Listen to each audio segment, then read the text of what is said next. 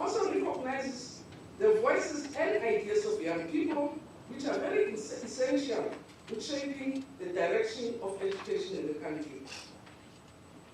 In the words of the foremost African scholar, Frantz Fanon, about the youth, he said, I quote, "Each generation must, out of relative obscurity, discover its own mission, fulfill it or betray it."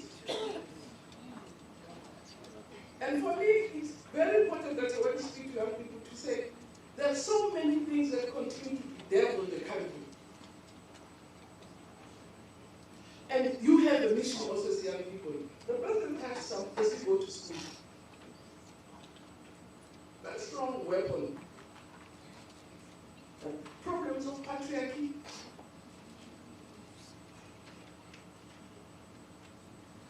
Maybe at the age, I'm very tired of marching against women abuse, but it still pains me to see how women continue to be subjected to subjugation by people close to them. They're raped in their homes, they're raped by their lovers, they're raped by people very close to them who are supposed to be protecting them. They're abused by people who are supposed to be protecting them. So I'm not so much explaining, but you have it's there, you have your own mission that you can fulfill. We have lots of underdevelopment in this country. Poverty, the energy, the passion, the vision. We should be confronting to say, here are the challenges of the current epoch that we find ourselves in.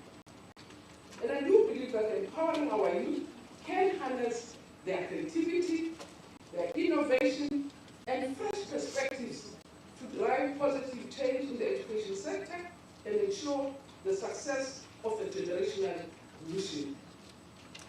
And this Imbizo serves as a platform for young educators to express their thoughts, share their experiences, and contribute to the dialogue surrounding the education transformation and to prevent the betrayal of a promise of a better life. Shaping and reimagining basic education acknowledges our education system's need to continuously improve and adapt. Because the world is evolving rapidly, and traditional teaching methods may no longer be sufficient to meet the demands of the 21st century. So this Imbizo encourages future educators to think beyond conventional approaches and explore innovative teaching and learning strategies. So by embracing new ideas, technologies, and methodologies, we can create educational experiences that are relevant, engaging, and meaningful for our learners. Furthermore, the theme emphasizes the vital role of future educators in building a better society. Because education is transformative by its nature, it has the power to break cycles of poverty, of inequality, and social injustice. So as we prepare our future teachers, we have to equip them with the knowledge, skills, and values in particular, necessary to empower their learners and create a more equitable society.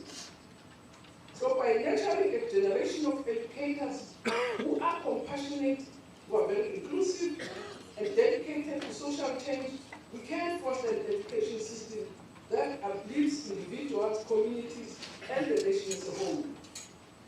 So in summary, the theme of the first National Student Chapter, Youth Power, Shaping and Reimagining Education through the Future Educators for a Better Future, it embodies the belief that young people are key drivers of educational transformation. It encourages the exploration of innovative approaches to teaching and learning, and again, recognizes the immense potential future that educators hold for creating an equitable society. Because indeed, if you look at what are developments in the world, the latest top achieving countries, your Malaysia, your Korea, your Singapore, they've done that at the back of education. There was no colonization. Korea always boasts to me, President, that they're amongst the best coffee exporting country in the world. They don't even know how a coffee, they've never seen a coffee tree because it doesn't grow there. But because of skills and knowledge, They import it from us, process it, and sell it to us more expensive. They are in the top 3 exporters of oil. They hardly know what an oil well looks like. So they take it from us, process it, and sell it back to us. And it's all skills and education.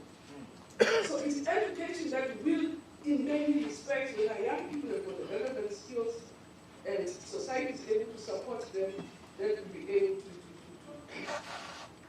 prosper. And I have no doubt that it's the youth that are going to be able to help us to do it. And they're already starting to do it in our schools. In the last year's Teachers Awards, the top maths teachers who topped in the country, number 1, number 2, number 3 were taken by young teachers who 3 of them were under 30. And they were the top maths teachers. So it shows that the future really lies in our young teachers who are going to be able to give us in this activity. The first I'm going to start saying, I have no doubt that those young teachers are going to give us a run for money. In exporting now opera singers, there's a number of them singing in capitals of the world. They've been trained by these young teachers, which relates us to them.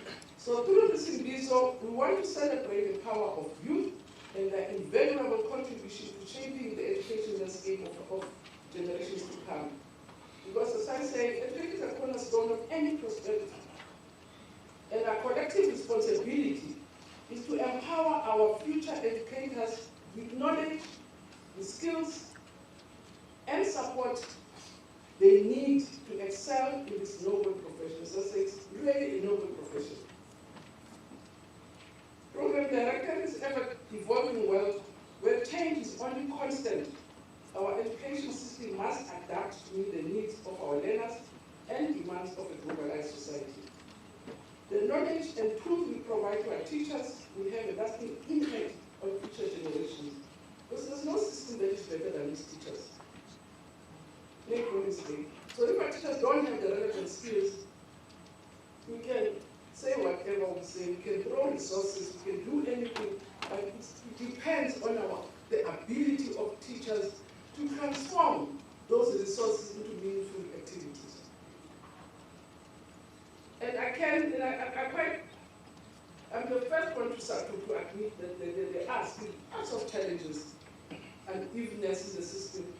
But I can proudly say, even the deep rural event, we are going to find in Imbizo recently the biggest number of learners to UCT to go into actuarial sciences. When I grew up, I never even knew that there was a course called actuarial sciences because who was going to allow you to count which mines and the models we buy? When? So some of these professions are not meant for us. Or engineering, what building were you going to build which needs engineering because you can only do a 4-room house. So those courses are not open for us. Or to the accounting airport. So we're provided with professional teachers when we make us they occupy our spaces. But our teachers today are opening horizons. And some teachers are opening horizons for young people to fly. We've got pilots today. If it was not of this agency, but also of the teacher.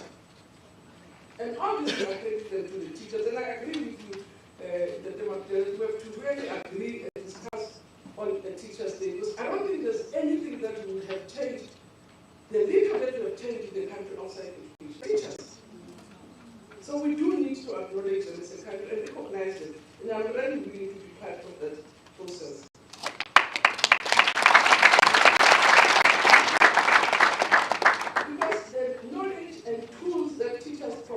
Always has a lasting impact on future generations. So that is why Imbizos like this are very important, because they create a platform, dialogue for collaboration and exchange of ideas. And that's one issue that I don't take too much of your time, but to really talk about a few points that I was requested to look at. First was to discuss the strategies for employing post-level 1 educators. Because The teaching profession is the backbone of our basic education system. And we must create that our schools are staffed with highly qualified and dedicated teachers. Because our system regulars on the back of teachers. Yeah, that's what the coordinator didn't know here results. I was not telling you that. Said the woman normal results about to do. Now I see a bomb. They can do fundamental teacher because when last they go to the class. So what results are these are teachers' work. Those my man here about this to send in the but I remember talking here. Now I'm going to go in and watch it. And the recruitment and selection process must always be transparent, must be fair and merit-based. And I must say we're very lucky these days because I can see the quality of teachers that they are coming to the profession are really a healthy, they chose to go into teaching, and that's what makes a huge difference. There could have been anything else. She could have gone for BSc, anything else, but she goes for BSc teaching. It's a choice. So it's a profession of choice. I don't know where because as a now, I'm the one who said I'm a teacher's course, this color. My figure I want to extend the one you're not in the one we are going to carry nothing at the past year. So the recruitment is very important. It must be people who want to be there, but it's not an easy profession. You can't be a teacher if you don't want to be a teacher. That's what we are this kid, so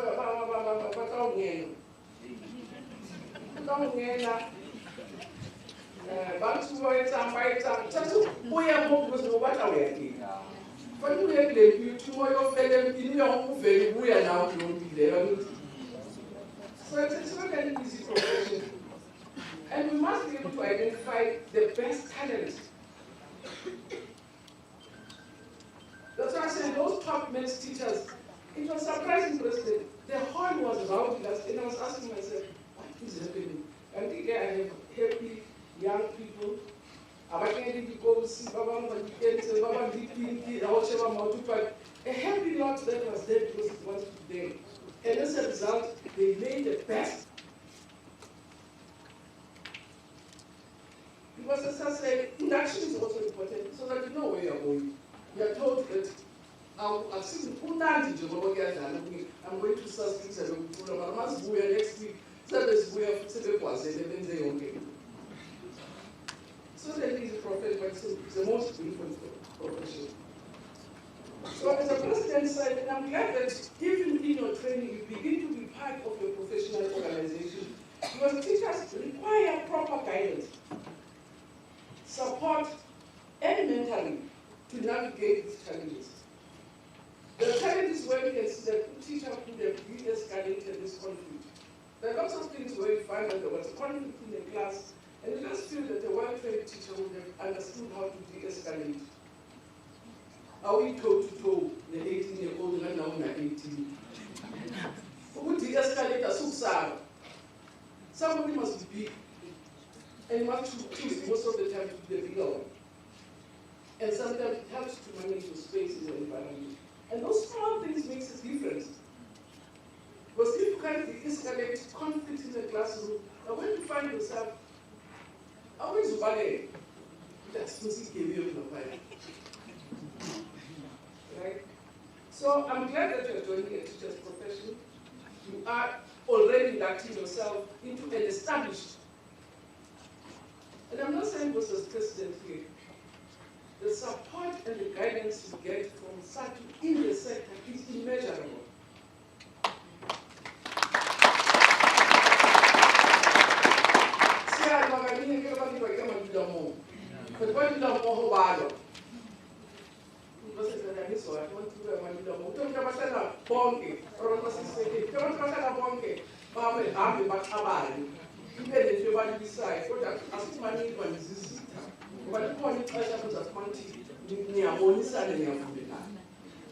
So they've been able to assess them as strong, but they teach and fight at the same time. And they do it. Not like teaching someone minister, but at the end of the day, when you engage with them, you're going to find invaluable input. And I'm glad that we are transiting carefully. And that's what we So when you do the man, and I go off again of the thing, we will live out here. So I'm really glad that he's really moving into this section, into this profession. There are quite a number of things that during induction that he wants to really work with you on. So as we prepare for the uncertain future, we have no choice to embrace change. Be it technology, but we need to understand sciences that we've never even engaged with in our classrooms. When we're doing exercise on reading for meaning, we have to work with neuroscientists who have to explain to us the process of learning, that when a child sees the letters in the paper, what happens in the brain, and therefore what is it that you need to understand about teaching. Understand better, not because they understand the language, but mentally and emotionally. That's where neuroscientists teach us about how learning occurs. So there are all those things that we expect you as a new teacher, innovative, coming in a very fast-changing era. You are going to help, which even most adults can't do it. How to process your ideas. I like making examples of the current PILS program because I did find it very interesting. And normally PILS does not allow us to use their text because they're protected. But I like the text which they gave them of the three boys. That it's a story where the king, the emperor, sends three boys to go and plant seeds, gives them all seeds, and to say whoever will come with the best seed will be my successor. And these boys go and plant, and at the end of the season, when they come back, one of them is crying, the seed has not planted. The others come with green leafy plants, and they think the king will have to choose between them. And the king smiles at this one without a plant. He says, here's the best way to succeed. Because the two of you, those seeds were void. So they could not have germinated. So which means the two of you cheated. And now reading meaning, normally in our recalling exercise, we say, how many boys were sent to plant, say 3, what did they give them? They give them seed. Those are recall questions. What did they do? They came. Why is it important? So they're not talking about the text. Why is it important that the king chose this one? So this is have to say he was honest. So that there's no longer recall now. It's applying the information. And then to move to 50 to 60%, why is it important to be honest? So I started doing a text. These kids have to say, to be a leader, you must have integrity, you must be honest. So it means they're inferring. So they're using information learned elsewhere in life orientation to answer the question that is in a text. That's what we mean by reading for meaning. That you can infer, you can organize your information, you can be systematic. Yes, you can recall facts, 30% to recall context. So when you say percent and 30%, actually not the done anyone. You are at a recall level, at a lower level. So to go to 40% must be at a different cognitive level. To be at 60%, a different cognitive level. And to get to those levels, you must have read mostly, you couldn't have read one book. You must be able to refer, you must be able to organize your information. And that's what we're requiring as new teachers to say, if we're to prosper as a country, we can only prosper on the back of education. But that education has to be of high quality. We are not just chance takers to go as the country to go and participate in the PILS and compete with the far west. Because in the PILS, there were 44 countries. I think there was almost 198 or 200 countries. Only 44 participated. And of the 4 that participated, there were only 3 African countries. It was Assam, Morocco, and Egypt. And all 3 of us were at the bottom. But why is it important to be able to teach our kids to read for meaning? It's an important life skill that you need for innovation. It's a life skill that you need to be able to, as I said, to organize, to do research, to do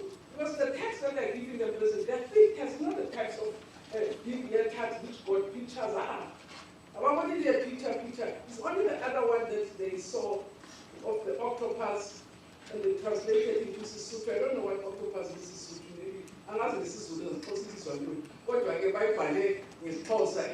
what and I want to mention names that, which I mentioned in some other platforms, that even when I engage a lawyer, they would have gone to the same university, read the same books, but they perform differently. Always a two-question lawyer is also Umanchi and I don't know where you studied law. And this person studied and graduated as a lawyer. It's their ability to apply knowledge, their ability to process knowledge, their ability to infer, and their ability to research.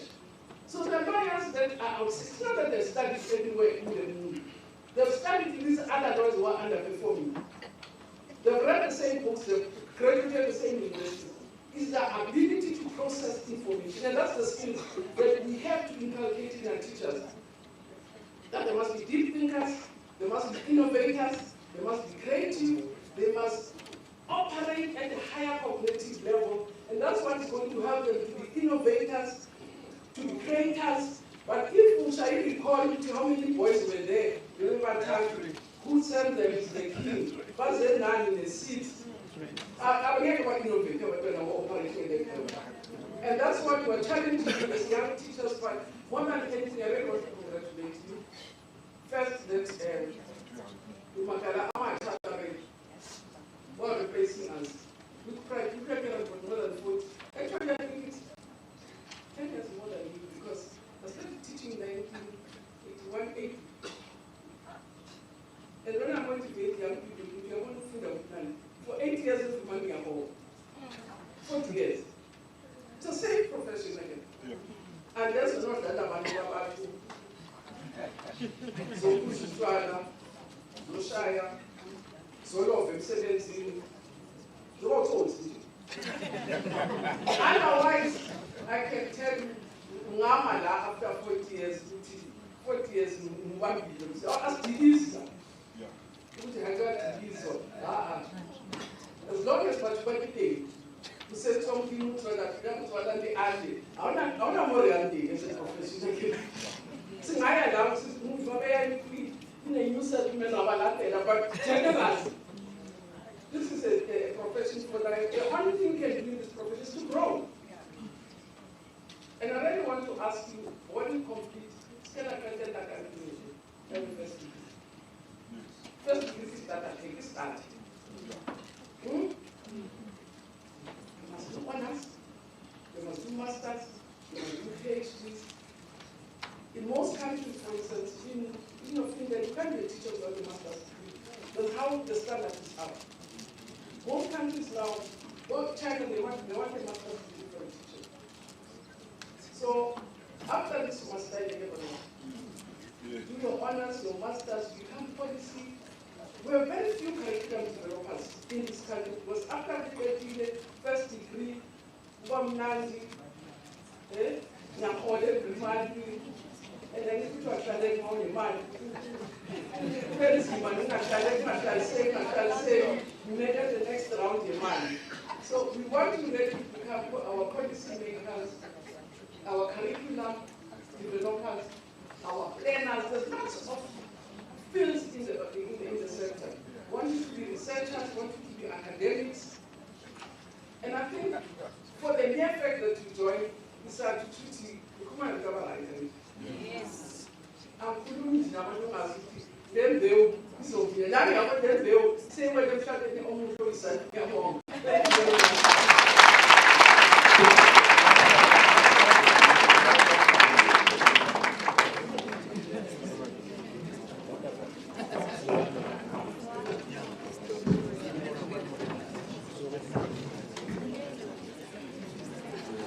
Thank you, Mami Angie. Comrades, we've learned a lot from the presentation that has been given by Mami Angie. I come from it's a very small region in Limpopo called the Waterberg. Yeah, Waterberg region. And then in Waterberg region, less than 2 years, if my memory serves me correct, that we have had ICT, coding and robotics introduced to that region. Now, when we were speaking to the newly appointed subject advisor, ICT, who, by the way, from Limpopo, I believe is from Capricorn, has been nominated in the top 200 under 30 Million Guardian Awards for his exceptional work in ICT. We speak of the efforts of Ma'am Angie and her office, the Department of Basic Education. Coding and robotics is introduced at a critical stage of a child. Ma'am Angie spoke of some of the challenges that were faced with as teachers in teaching. And I believe the most difficult phase to teach, okay, R1, I can never. Grade 1, 2, 3. But that is the most critical stage of a child's development in teaching. And the Office of Ma'am Angie and her efforts, her team, the Department of Basic Education, I believe they're not working in isolation, they're also working in Department of Higher Education and Training, have ensured that the trainings that they give and the workshops that they are giving to teachers for coding and robotics, the ICT, they are changing the face of the ICT, coding and robotics, so as to enable these children to be critical thinkers and to also be game changers in countries such as your Venezuela and the likes. We thank you, Ma'am Angie, for your efforts.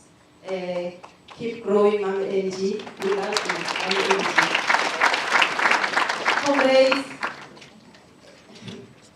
I don't know, your morale is very down, and as you are tired, you're hungry, or we can still continue the program. Oh, okay. Comrades, can I?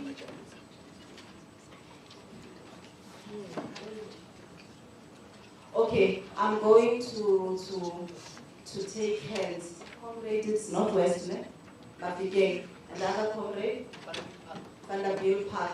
Are those the only events Batters run?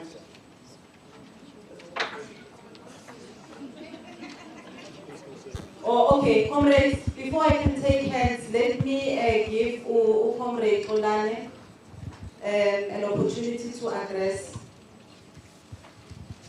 Comrades, I know that you are very much eager to engage the minister, but as you have indicated, you are supposed to present a long time ago, and we had requested her to stay. And unfortunately, we cannot engage her. But what we request is that when we are dealing with our engagements, we are going to be noting down questions of concerns that will be directed to the minister. And we are going to make means. We are going to make means that, comrades, we expect you to be highly disciplined. We are going to make means that these questions of clarities do reach the attention of the minister. Because now what's going to happen, you will engage and she's not going to have sufficient time to respond, and that will be the problem. But apart from that, one of the things that I was supposed to do is that, Minister, you have come here and you have blessed our program. I know that you are supposed to receive a token of appreciation, which you have already received. You received it from the President. But probably you have not received the following ways. That one of this token of appreciation. The same way which our National Executive Committee from SAITU speaks highly of the first Congress of SAITU, is the same way which the future generations of the student chapter will speak highly of this national Imbizo. The paraphernalia that you have received, we ask you to keep it. It should be one thing that is going to remind you of this national Imbizo. This is a very historic moment, and this is a very historic event in the life of the student chapter and also in the life of SAITU as well. So I think the paraphernalia is one thing that when you look at it, when you go to your wardrobe, it's going to remind you of this topic. Because the reality of the matter is that we are going to grow and we are going to grow bigger. And as we grow, people will look where we come from. And we'll be amongst those people who have become part of this. So I wanted to share with you. we are now going to be going for our lunch. So I will be making an announcement in terms of where are we going to be eating.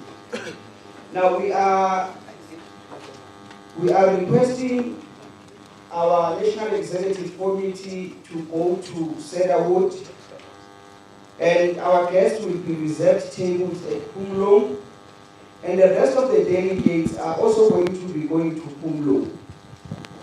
So those are the venues. I will repeat again. Our National Executive Committee will be going to Cedarwood. That's where they are going to be served. And then the guests will be reserved tables at Pumlo, and the rest of the delegates as well are going to be eating at Pumlo. We are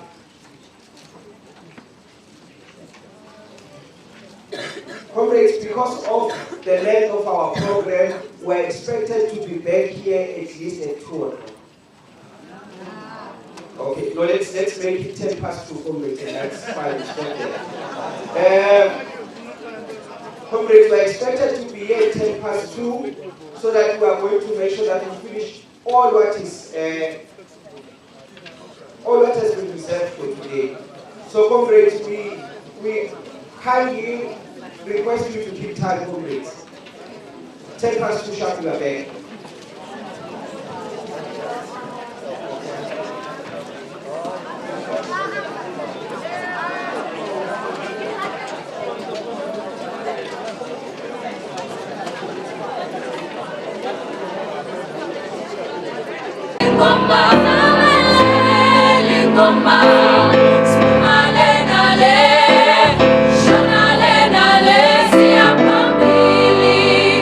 Siapa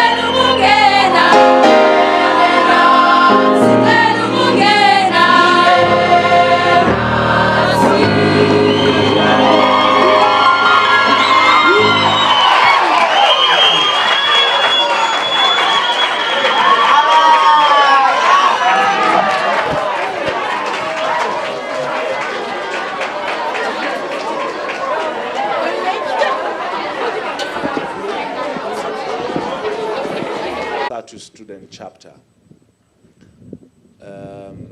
I'd said to the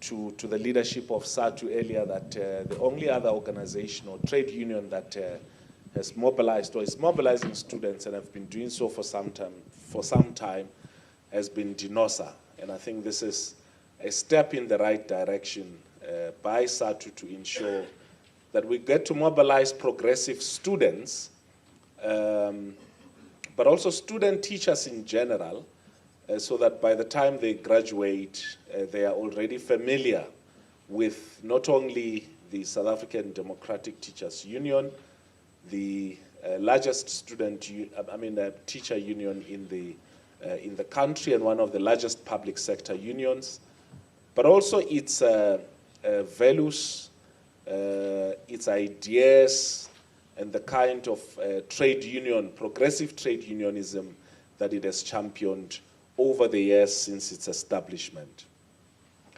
But also this is quite important. The National Secretary of the Young Communist League is here. It's an important step, the mobilization of students and youth amongst the fold of the progressive. It's exactly 20 years since the re-establishment of the Young Communist League. And I hope that many of you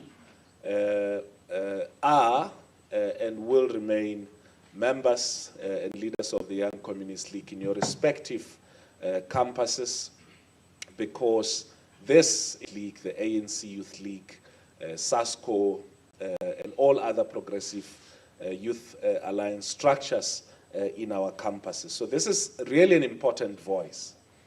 But the third and most important reason why I believe this is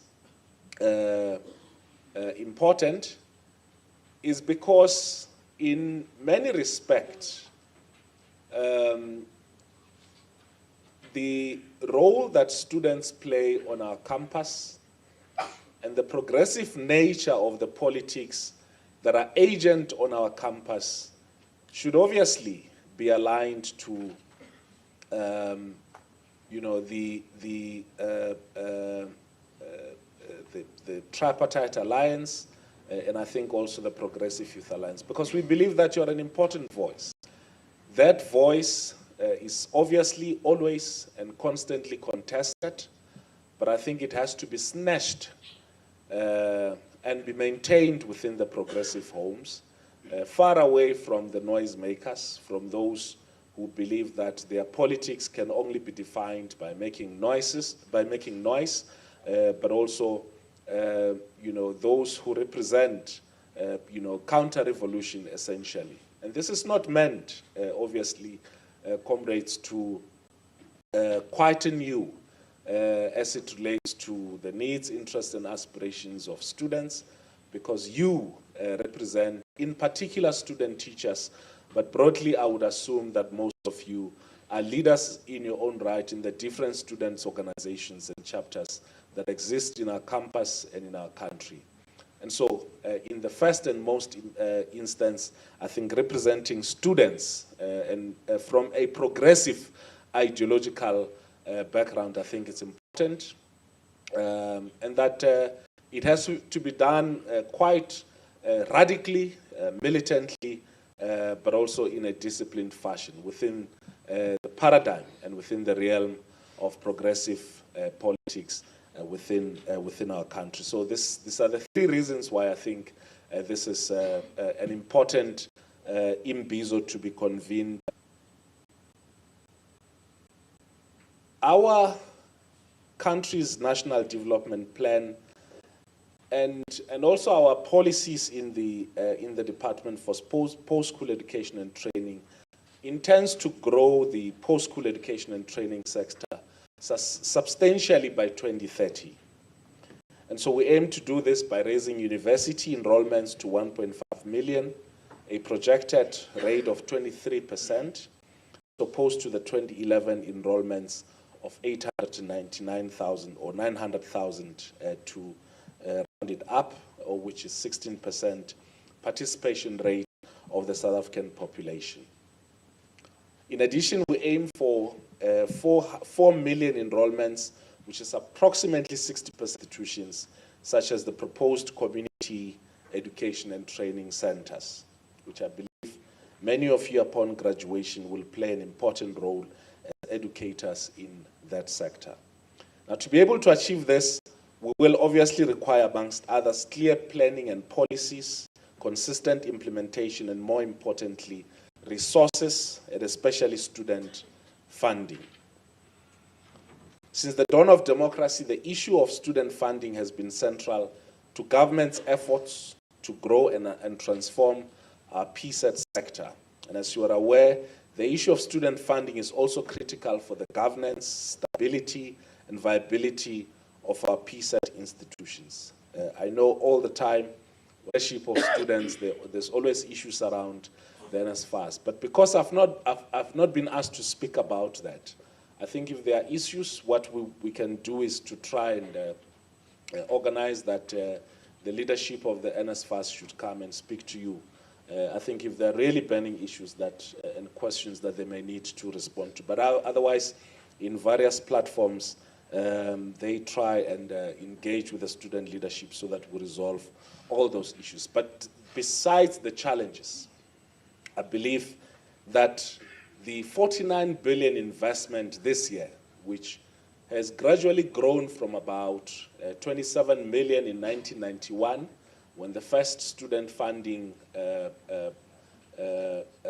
when the first student funding institution was established, is quite a significant progress that we should not set aside, especially because 2 days ago we were observing the 67th anniversary of the Freedom Charter, whose one of the underpinning clauses is that of opening the doors of learning and teaching. So in addition to the substantial funding for undergraduate students that we've been providing through the National Student Financial Aid Scheme, over the past 2 decades, in 2021, we implemented the Department of Science and Technology National Research Fund postgraduate funding policy.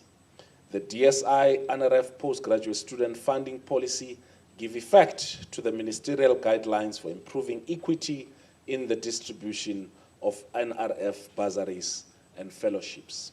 And I know many of you, and I also share that view, that funding for postgraduate still remains minuscule, but I think we are making efforts to ensure that we mobilize resources across the country to channel those resources towards postgraduate funding. And for this reason, our funding allocation is underpinned by the principles of equity, opportunity, representativity, prioritization, and enhanced access, success, and throughput that people must pass. The funding criteria includes, obviously, citizenship and a whole range of other criteria, but at the core of it is for us to transform academia from mostly white male into a much more representative black and women in particular academia. So that's what's underpinning what includes part of the objectives and some of the criteria that is used for this NRF postgraduate funding. To attract and retain, obviously, diverse students, funding levels cover all range of costs that are required, and I think comrades need to check the NRF funding, those of you who are looking at postgraduate studies. But I think what's also important is that we had faced a lot of challenges in terms of educators in the TVET sector. And in many instances, what we do is, that may not be enough, for technical instruction. And I think it may help that some of you would really consider, beyond your teacher qualification or educator qualification. And I know that there are specific programs that are intended to train teachers who are going to teach at TVET colleges, but also to look at the possibility of additional training in terms of the technical subjects that are being offered at TVET colleges, so that we have all-round educators in our TVET colleges. But what I think is also important is we speak about the urgent need for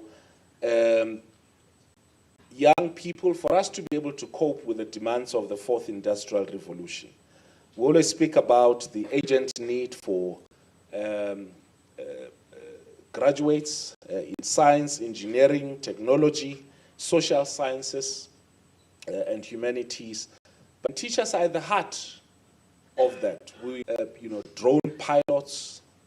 We cannot have people who are technically equipped to, deal with 3D printing, artificial intelligence, machine learning, all of this progress and development in technology without teachers going to be teaching in religious studies, biblical studies, and so on and so forth. But I think also more importantly and agently, teachers who are more equipped in technology, in engineering, in the sciences, but also in the advanced humanities at a school level, so that the kind of people that we produce at that level are of the quality that will be able to help us to take the country forward. So that's the second and I think important thing. The third and I think important thing that I think we really have to take cognizance of is the role that teachers play in our communities and in the classroom. And I think you, being the advanced sections of the student chapter of the teaching profession, would best represent the kind of teacher that we want. I don't know why any of you were inspired to pursue teaching as a profession, but you are building into a tradition, a long tradition, that has been established in our country of teachers who really take their work seriously, who really are concerned and preoccupied with ensuring that their work produces that which their community and their country needs, teachers who pay attention to the kind of people that they are teaching, the kind of background that they come from, because it is teachers who themselves are a product of those situations. If you think about it, I think many of us, outside of our parents and our extended families, the first person that we interact with are teachers. And therefore, they play an important role in shaping that which we ultimately become in the future. And some of you may have been inspired by your own teachers to take up teaching as a profession. And so I think that part of the things that the student chapter should, at this level at least, without having to wait until you graduate and become teachers and become members of SATU, is to redefine basically to redefine what it means and what it would mean to be a teacher into the future. And obviously, as I said, understanding that you're contributing into a rich history. Teachers with a conscience, teachers who understand that their role in the classroom, in the school, and in the community is that of leadership as opposed to anything else. And I think more importantly, if it's teachers who emerge from the progressive fold, it therefore means that it would be teachers who would make a long-term impact within their communities. Yes, there would always be issues that concerns teachers themselves, and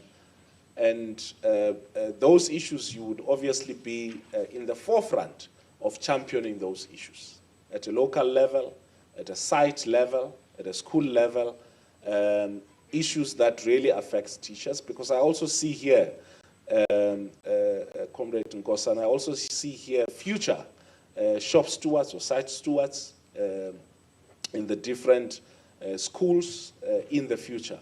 And so this kind of investment means that we're also investing into the future leadership of our community, of our schools, but also the future leadership of our trade unions. When I started, I mentioned the fact that 2 days ago, we're observing, I think, the 67th anniversary of the Freedom Charter. There's a lot that has been done. I think we're observing the 29th anniversary of our freedom earlier this year. In fact, 26 June was referred to as the Freedom Day of our country until the first vote was cast on 27 April, which then became the official Freedom Day. And I hope that part of your reflections would be to interlink the 29th anniversary of our democracy with the values underpinned within the Freedom Charter. There's a whole lot of things that have obviously been done in this 29 years since the first vote was cast, but there's also obviously still a deficit in terms of covering the ground of the major principles that are enshrined in the Freedom Charter. You exist as a student chapter within SATU, which exists within the Tripartite Alliance, whose main objective is the attainment of the goals of the Freedom Charter, more importantly, but also whose other main objective is the liberation of Africans and black in general. So you exist within that context. And I think it would be amiss if in your existence you do not contribute life into these project of national liberation. If you do not contribute into igniting the role that young people within the progressive fold have to play, as part of rekindling this project of national liberation. So I think your role is very important, and I hope that we take that role forward.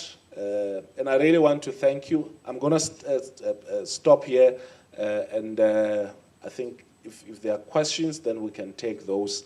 But thank you very much. I wish you all the best.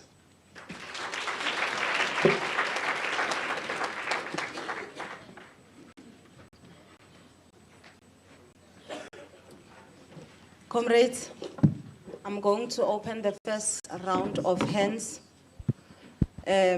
Speaking to what the Deputy Minister has just spoken on, we're going to engage the points that he has spoken on.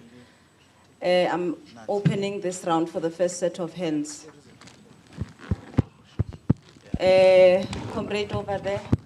Kambe, what's the university? DUT, UNISA number 2, number 3.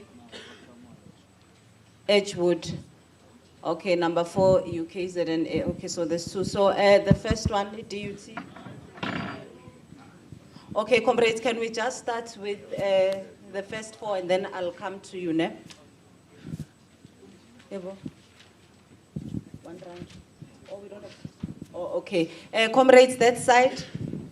Comrades, you raised, okay, vets, number 5, DUT, number 6. Oh, I can't. Okay, CPUT. It's too far. Okay. Let's start with the comrade just said DUT. Greeting. Igama uSimanga wakampanza. Ngizocala ukubuza nje ngesizulu since yabo lento esikoleni ithanda ukuthi ukuhluphe kancane. Esikoleni sinenkinga. Last year, my 4 years, they did receive a wheel allowance. And then they said last year, but assigning them forms, ikoni imali yabona. And then sesibuya futhi lonyaka lokuma practical later about 3 months, klabanye about 6 months yabo. Shuthi sina I think senza iprogram manje ngokusho kwabo. Yabona. And then siyabuya sidinga imali labo 2000 laba bathi imali ayikho bebengazi imali ayikho abanikezanga.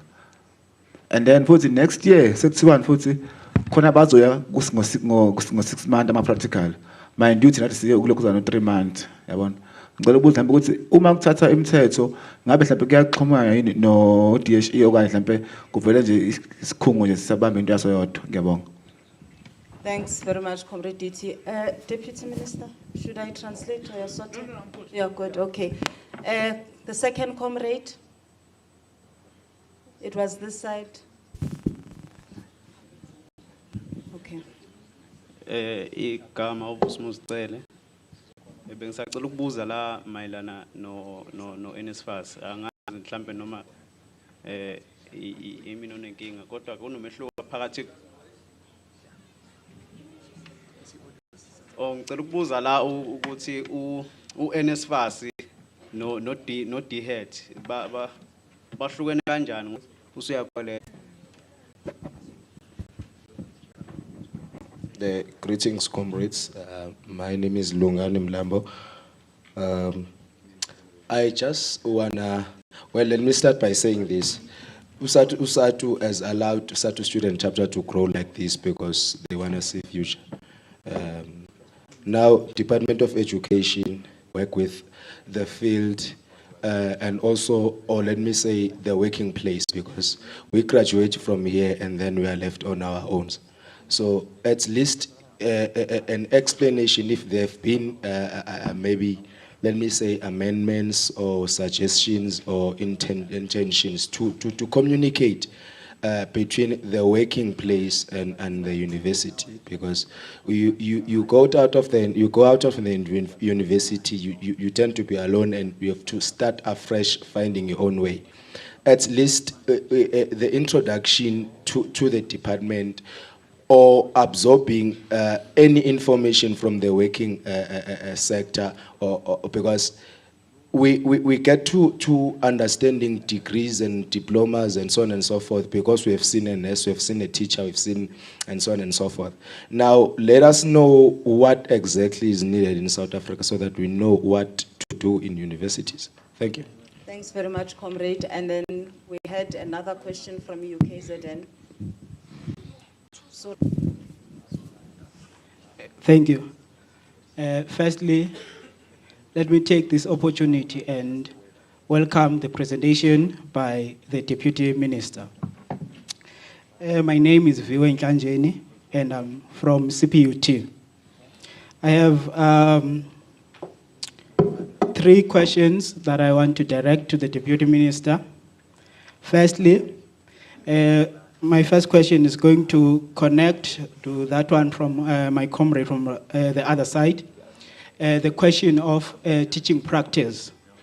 The question is, which universities are allowed to have allowances for teaching practice? In that, is the discretion lies with the university itself, or does the Department of Higher Education also have a say on that? Because it is my understanding that there are students from other universities that do not receive this stipend. So I need clarity on that one.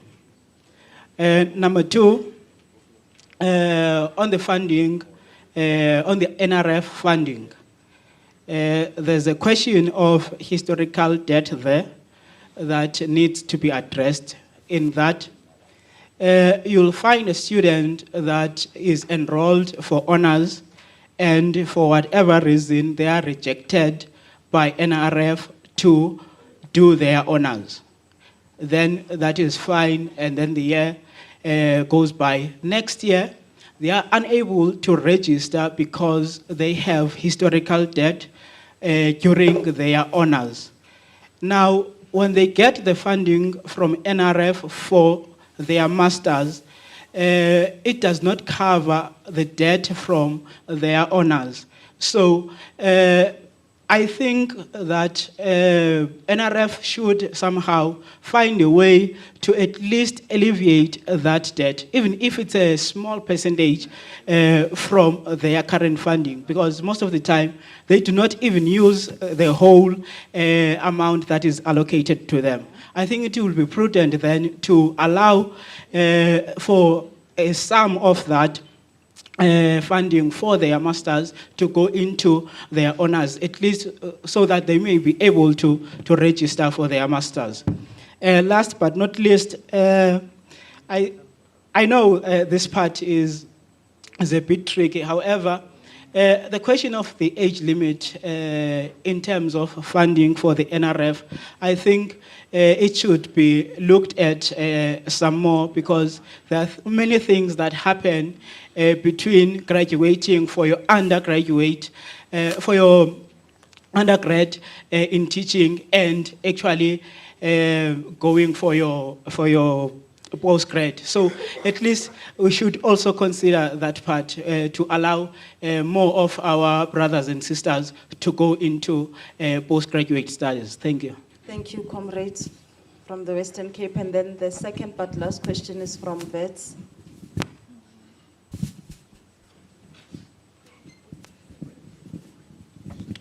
No, thank you so much. I have a couple of questions here. Firstly, I would like to really be positive about the NRF issue. I think we didn't expect that move from DHEAD because historically we've been complaining, and literally as postgraduate students we are really impressed about the movement in terms of the NRF. But I certainly believe it's not enough because it covers each and every degree out there except I want to speak on Funza Lushaka. So Funza Lushaka it's an undergraduate funding. It funds you for 4 years. Then after that, you need to go and work. So I certainly believe we should really relook the conversation of Funza Lushaka, and Funza Lushaka should fund us until PhD. In a sense that as teachers, the Minister of Basic Education was here. She mentioned we cannot have everything without teachers. Comrades, sorry, comrade. Could you kindly put those boards down? We had already indicated that it's only one set of hands, and you're intimidating the speaker on the floor. He's the last speaker to ask a question. Continue. Thank you. So the Minister of Basic Education came and said we cannot have everything without teachers. The Department of Higher, or the Deputy Minister of Higher Education is coming with the same line, but we are treated equal, and I certainly believe as teachers, since all of you recognize our importance, you should show it with your work and really re-strategize on how you look at Funza Lushaka and increase the budget of teachers, because we are talking about practice allowances for student teachers, but as soon as you increase the budget of teachers, at least now we know very well that we are not going to complain about student allowances. And also there are issues of if you are a parent and you're working for the government, you can't get NSFAS, but you can get Funza Lushaka. And if you increase the budget, at least as teachers, when we know very well that our salary is very little, we've been complaining. And so if really you have 2 children in university and you are able to fund one, you cannot fund the other, but at least if you know that you have Funza Lushaka, that has an increased budget, at least you know very well that you are sorted. Lastly, I wanted to engage on the relationship between the Department of Basic Education and the Department of Higher Education, because there seems to be a disconnect there. They seem to, I certainly believe there are no really simultaneous programs that they do together, because I certainly believe if they had them, then I think we're going to produce better quality teachers, and also we're going to easily address the issue of access, because we have people who really want to be in our profession, especially in the rural areas, but there isn't much of a program from the Department of Basic Education and Department of Higher Education to assist those people in rural areas to make sure that they have access to higher education. So I would like to ask that, can the Department of Higher Education strengthen their relationship between them and basic education so that we can be able to speak of the access for teachers? Thank you so much. Thanks very much, comrades. I'll give the Deputy Minister an opportunity to answer to your question. Thank you.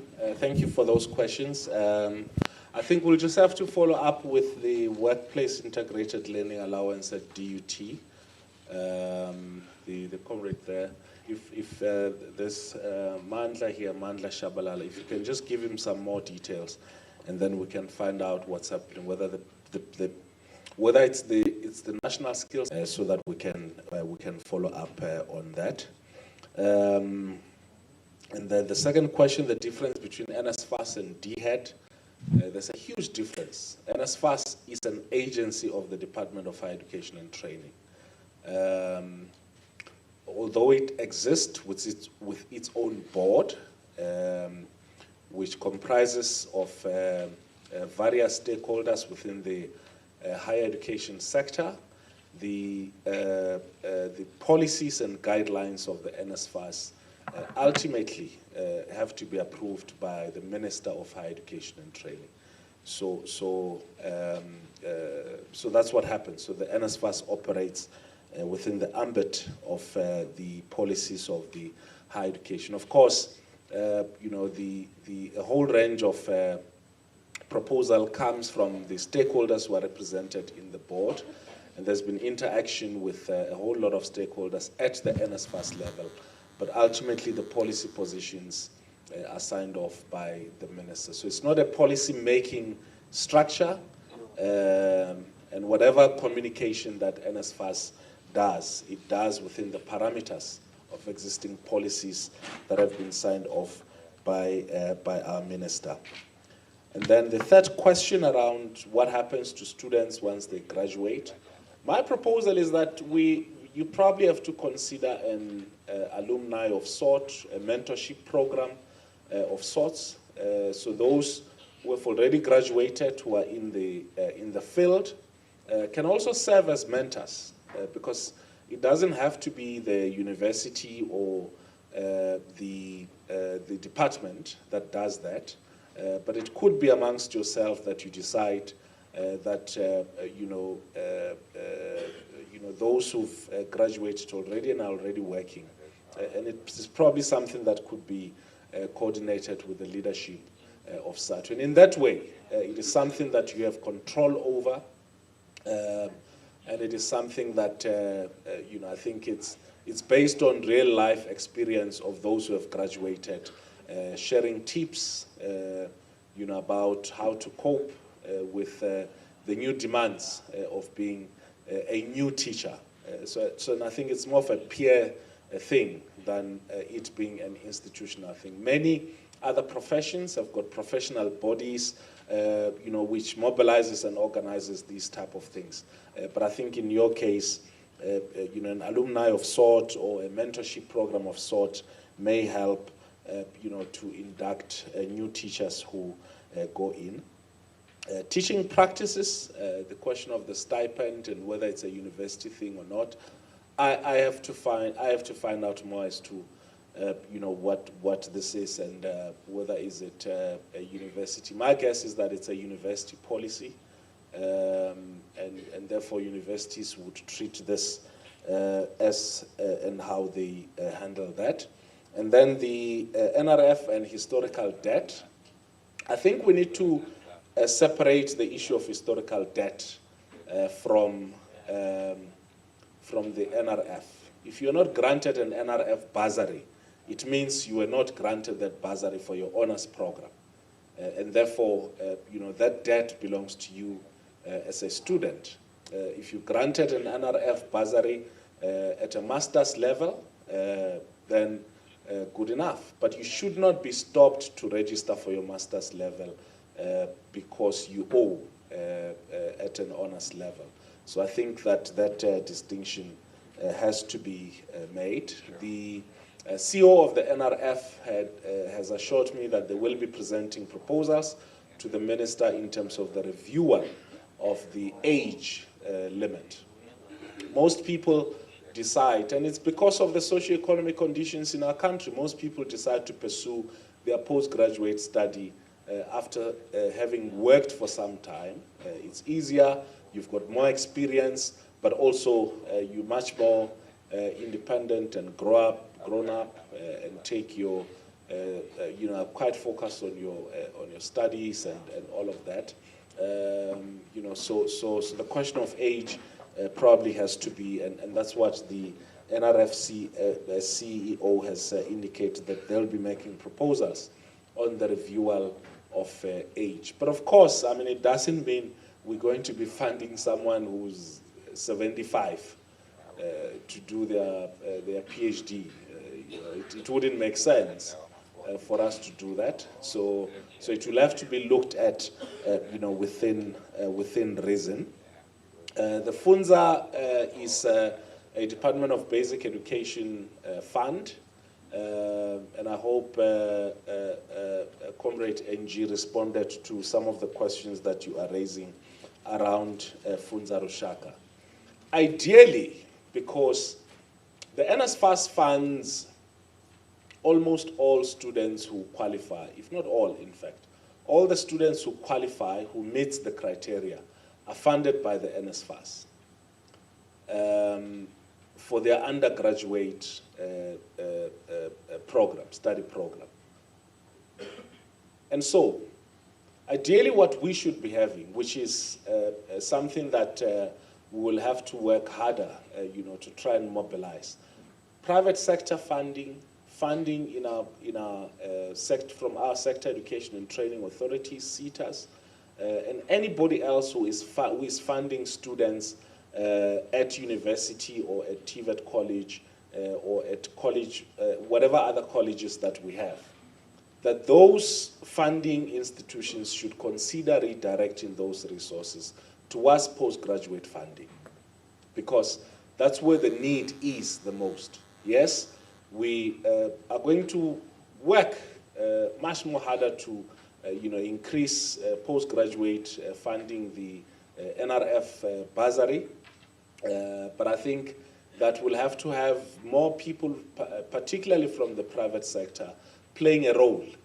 In many instances, the huge investments that the private sector is making in our education goes to people who already financially, would be well off.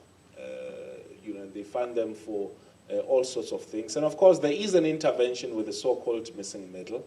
And I think once we finalize that policy around the missing middle, by end of this year, then it should be clearer that any other funding has to be directed towards students who cannot afford for their postgraduate studies. And I hope that the student chapter and the student movement in general will join us in in that effort to get the private sector to redirect their funding towards postgraduate students. The final point that I want to, my parting shot, there is no scheme such as the NSFAS anywhere in the world. There's no government anywhere in the world that allocates 49 billion rand towards student funding. There is nowhere in the world where universally, based of course on certain conditions, that students are fully funded for their tuition, for their meals, for their transport, and also for their body. Doesn't exist anywhere in the world. And it is an important intervention. It is an investment into the future of our country by South Africans. It is not free education. It is something that South Africans are paying for on behalf of the students.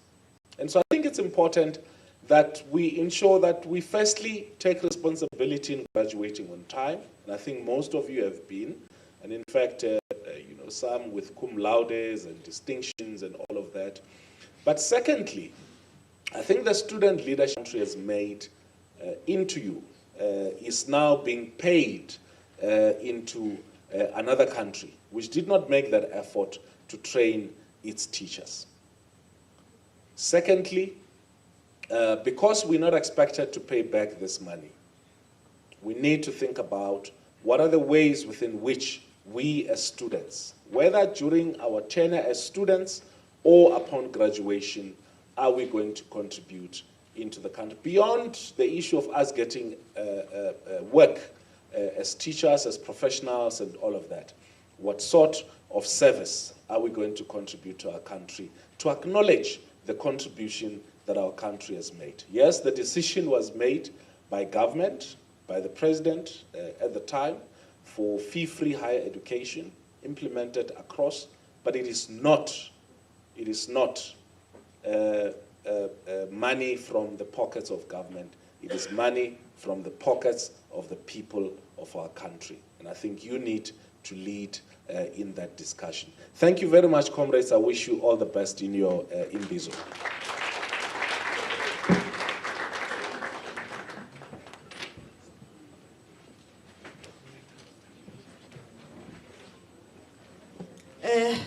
Comrades, thank you for that, Deputy. Deputy Minister is having other urgent matters to attend to, so he won't be remaining with us for the duration of this program. But before we move on to the next item, comrades, there is an announcement. There are SATU books that are being sold outside of this venue. They are 250 rand, and they are being sold by Dr. David Matsepe from the research office SATU. So anybody who is interested in purchasing any of those books from the research office of ISATU, you can kindly go outside of the corridor once the session is over. Comrades, I'm now going to go to the next item, and that is the recording. We're going to be playing a recording from UGS Umukwena Maluleke. All right. Just a second. I see a point of clarity.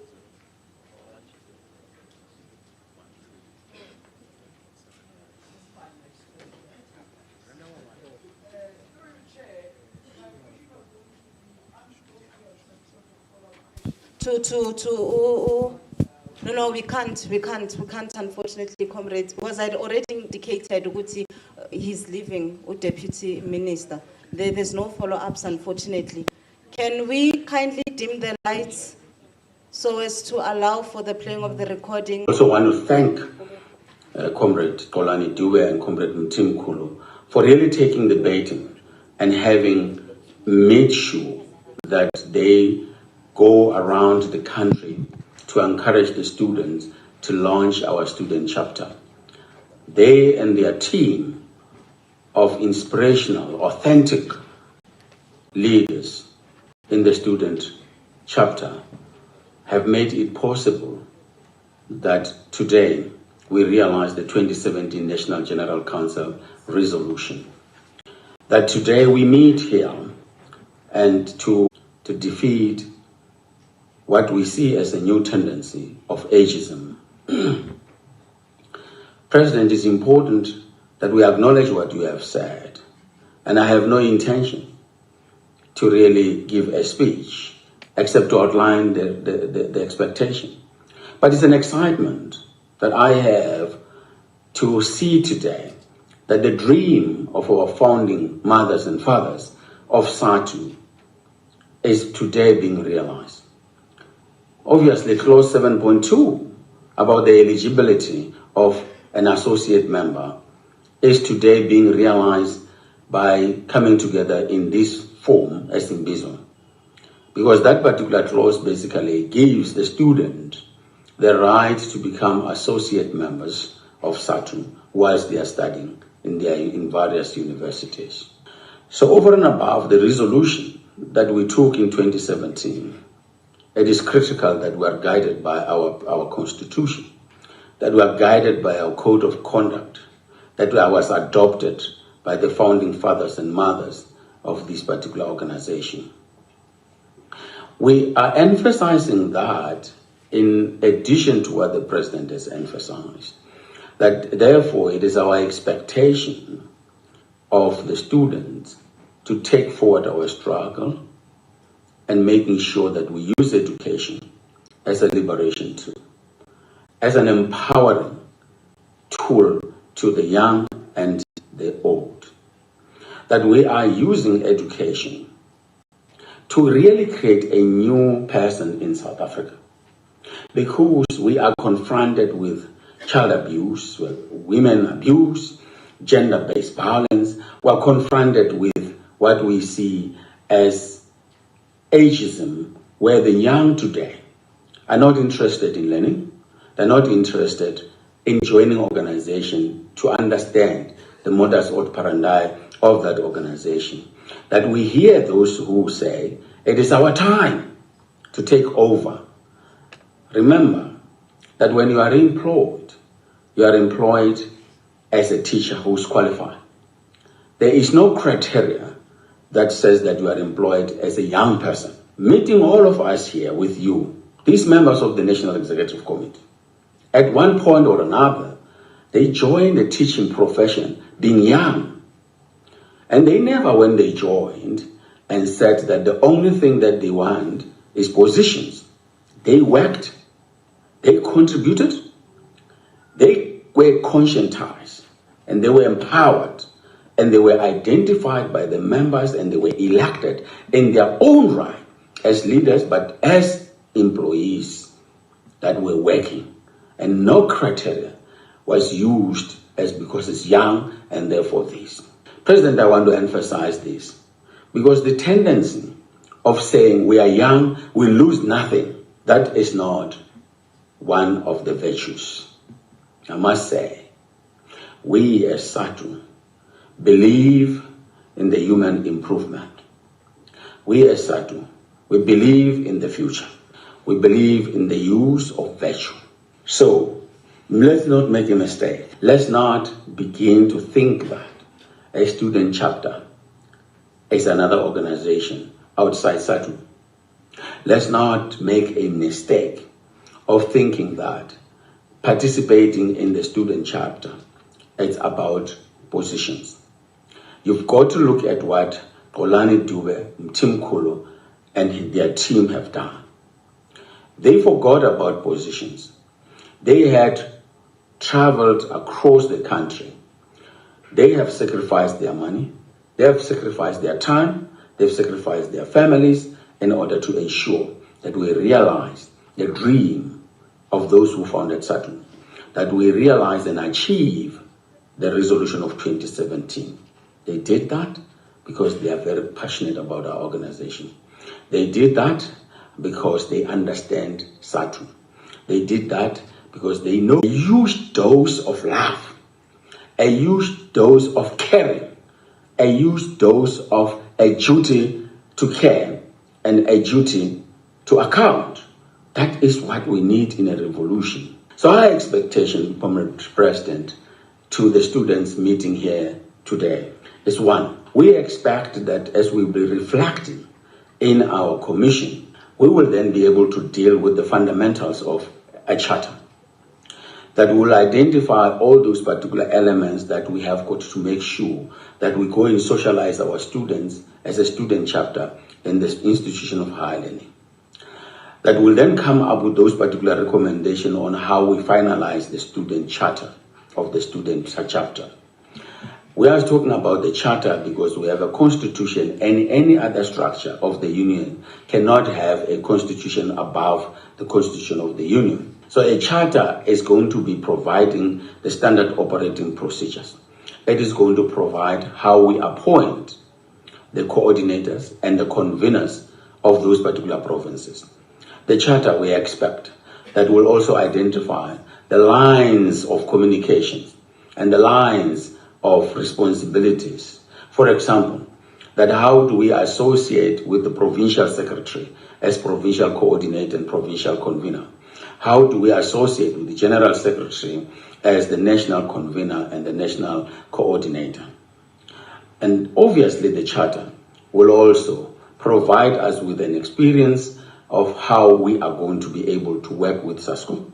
And therefore it is very critical that those particular relationships must be deepened so that we are then able to reverse this trend that we see, whereas the PYA we are losing in this institution of higher learning. We cannot lose. We've got to strengthen ourselves. We've got to ensure that we are able to drive those particular institutions. We also expect that we will also reflect as we deal with this particular charter around how we are going to relate with other students, organizations outside the country. For example, we have the honor today and the privilege to be with the Swaziland National Association of Teachers Student Wing or organization that is here. We want to welcome them. We want to appreciate them because we can learn together. We will also expect that as we deal with the charter, how do we relate with international student organization in teaching, working together with the sister unions in the world, and therefore we can be able to set those particular benchmarks and those particular standards and expectations ourselves. These are the expectations that we have as an organization to our students. President, we don't expect anything less than organizational discipline. We don't expect anything less than a commitment to the profession.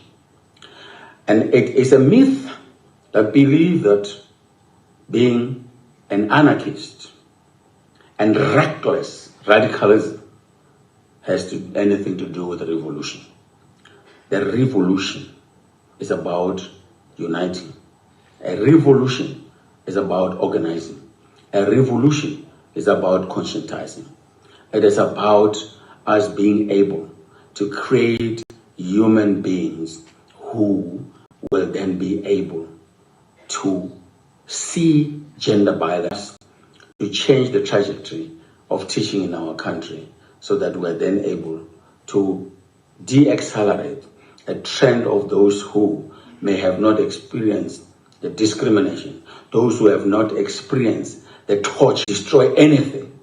We want to reverse that and be able to have our student understanding that this is a student chapter of SATU, and it is joined voluntarily, just like any member of SATU joins voluntarily. They therefore become associate members of SATU, and we expect a lot from them, and we expect discipline, we expect integrity, we expect honesty, we expect revolutionary commitment to our cause as an organization and as the MDM structures. I thank you, President. I thank you as NISH members, and I wish the students a very constructive discussions, a reflection in terms of the charter and in terms of exactly what is it that we can expect as we will then be going to the National Executive Committee to deliberate on their recommendation, and the National Executive Committee stamping an authority on whatever has got to be decided by the National Executive Committee. I want to again thank the members of staff who have worked with the student chapter led by Comrade Mtimkulu and Comrade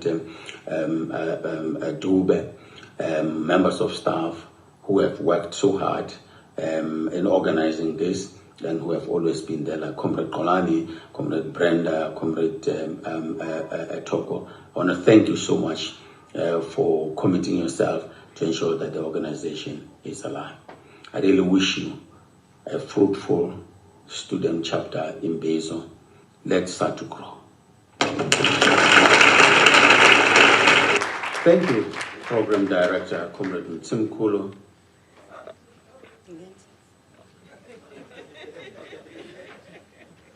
Thanks very much, comrades. That was a message from our GS, Comrade Mukwena Maluleke. We expect nothing but discipline and integrity. Those are the words of Comrade Mukwena Maluleke. And I'm very pleased to say that from the very beginning of this particular program, you guys have shown nothing but those particular attributes that he has spoken of. And I trust and hope that we will continue in that manner. I'd also like to thank Comrade Siando Mtimkulu Uzigote, Ukolan Dube Umbuyazi, for the efforts that they have taken in ensuring that we are where we are today. Comrades, please rise so that we can formally thank you. Comrades.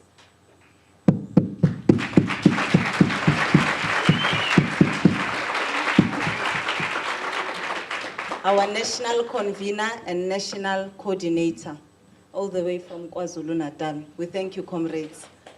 We're going to move to the next item.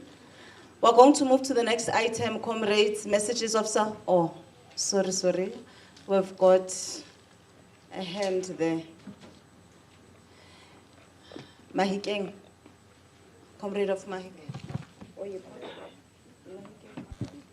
Okay.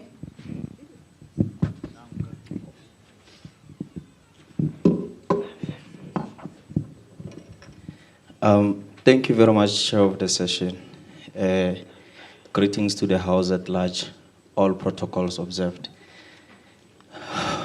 Chair of the session, I would like to bring something to your attention, and will try all my best to do it with all due respect. As far as I'm concerned, to ensure that everything is in order.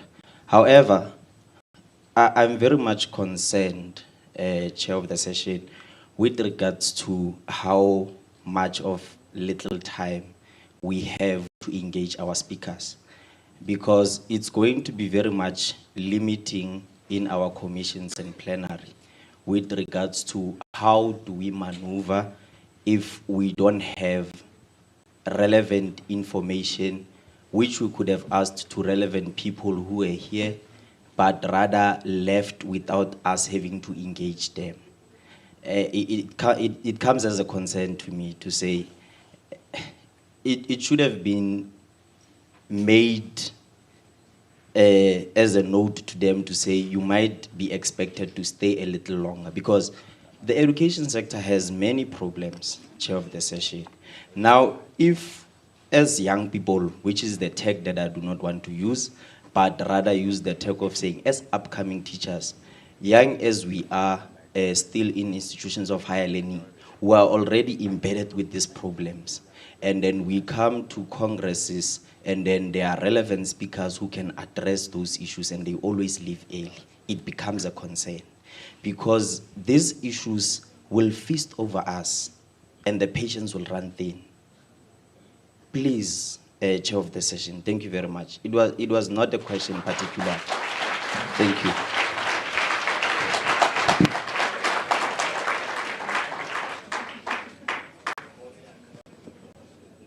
Thanks, Comrade. Your concern has been noted.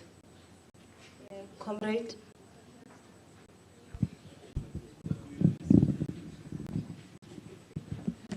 No, thank you very much, Chair of the proceedings of the House. Greetings to the House at large.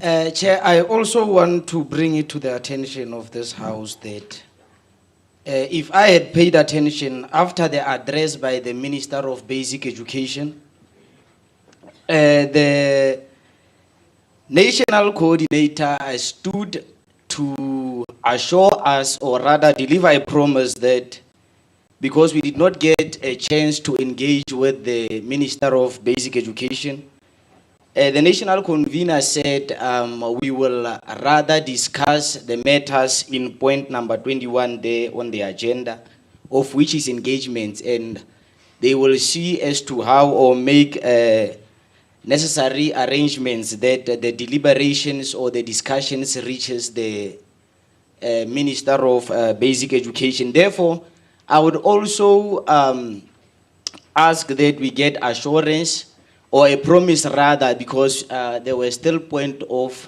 orders at the back there directed to the Deputy Minister of Higher Education and Training. Now, I would like to ask that at least when we get a chance to engage there in point number 21 of our agenda, at least the same promise that we get, or that we get it with the Deputy Minister of Higher Education and Training tomorrow to discuss about these pertinent issues that you are all having. So I will appeal with comrades to say whatever engagements we want to deliberate on, let us just note down and take those engagements into the commissions that are going to be relevant tomorrow, so that it's going to form part of our declaration and it forms part of the report that goes to the National Executive Committee. Because the biggest mistake that you will do is engage in plenary, and whatever you engage on does not engaged on something that is not going to find expression in terms of what should be the committee. So I appeal with comrades. We understand that there are things that we need to discuss, but we've assigned commissions that are going to be deliberating on these matters tomorrow. Let us park whatever issues we have and take those discussions into the commission so that they find expression in the report that will be going to the National Executive Committee. That carries very, very heavy weight, does not find expression in what should be finding expression in. But we note the concerns of comrades, but we appeal with comrades. Let us utilize the plenary for clarities that are going to assist the operations of the plenary. And then when we go to commissions, We express all whatever we want to express when it comes to discussions. That's my appeal with my comrades. But we note the concerns that the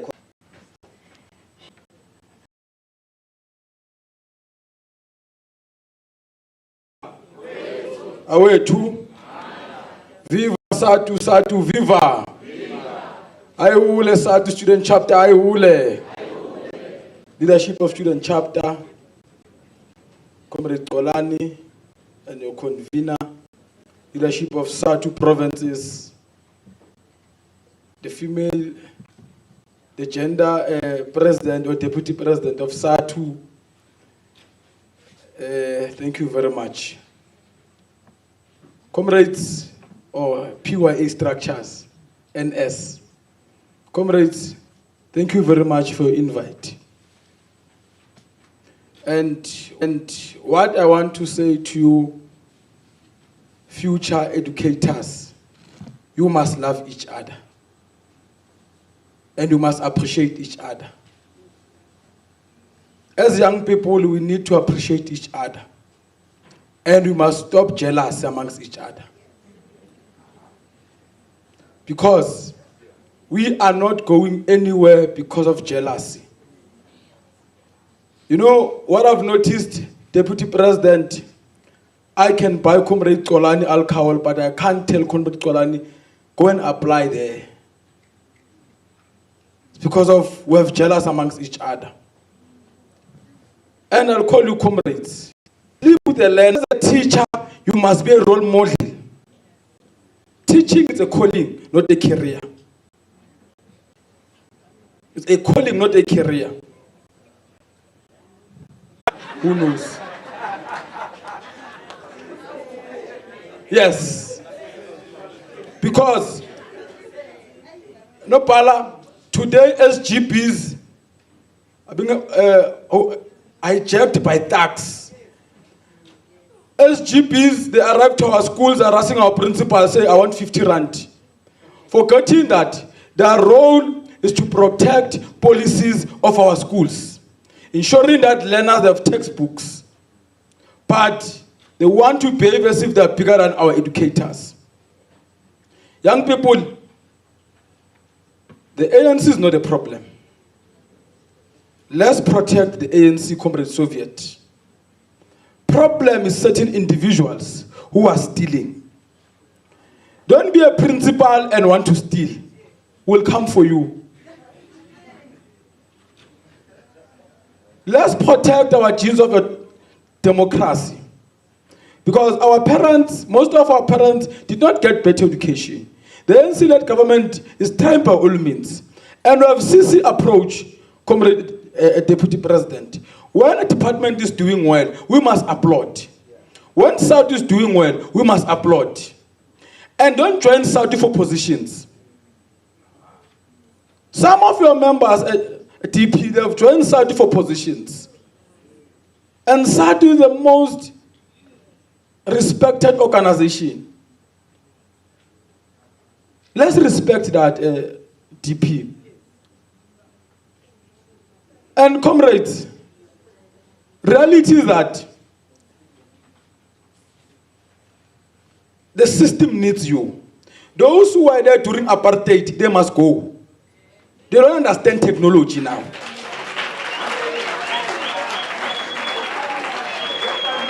But we are not saying that you must chuck them out. We still need them for guidance. But they must not use you to fight their battles. They must use you to achieve what you want to achieve. Because we have rogue elements in SADU. We have rogue elements in SADU. And, Deputy President, what you must know, now I'm graduating in COSAS. And when I leave, if you don't want to teach a black child who understands poverty, I live with you. We want educators who will say, when I cannot classing, Wanaka, are you fine? We want parents, we want counselors, we don't want monsters, we don't want boyfriends, we don't want girlfriends.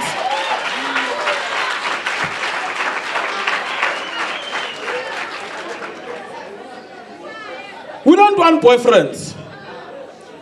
And I always tell educators that if that demon has arrived of dating learners, go and buy your wife's school uniform.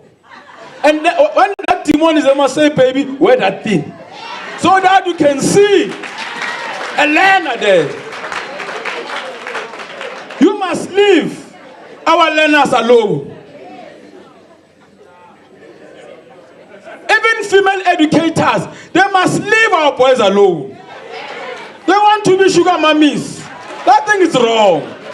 They must be parents, they must be role models.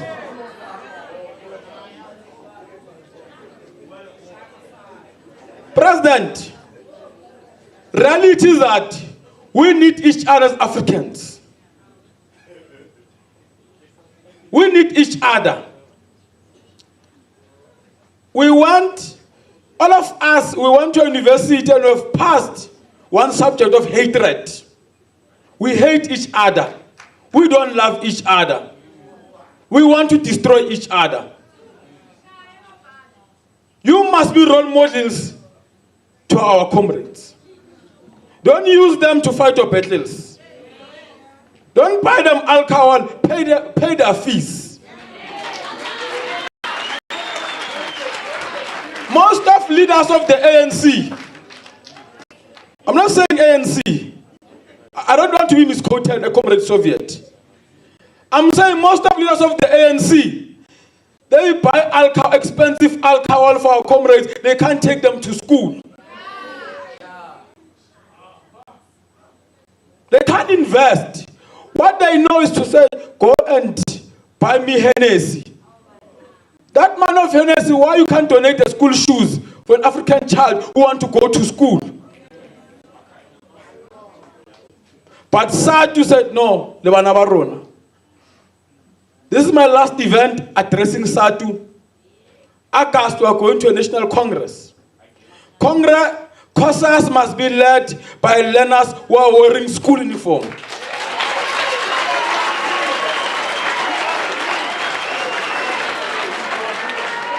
The president of COSAS must understand day-to-day operation of inside the class, that I'm not being taught. Not the leader of COSAS who understand tender. It's wrong that they're comrade Soviet. And we have made it clear that the president of COSAS must be a female. We can't subject females to be voting cows. We must give them a space to lead.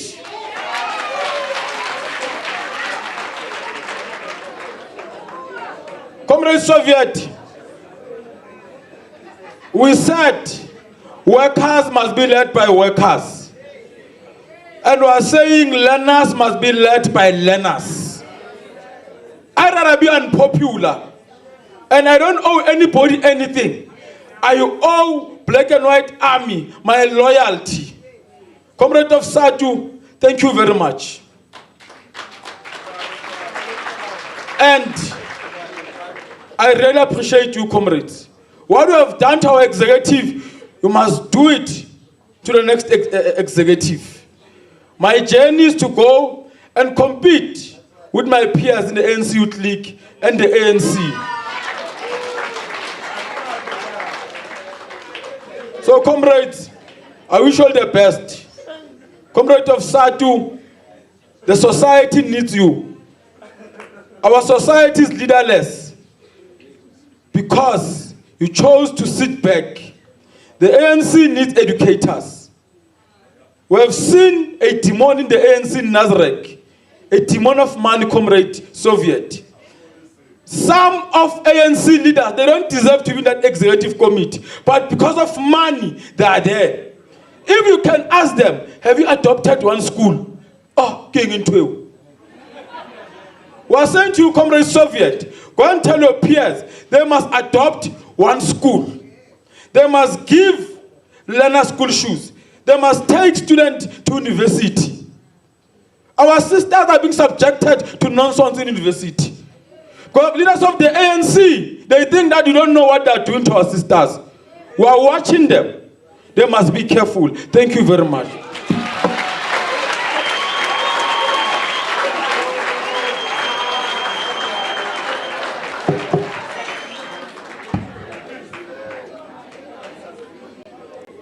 Thanks very much to Nobala Wekosas.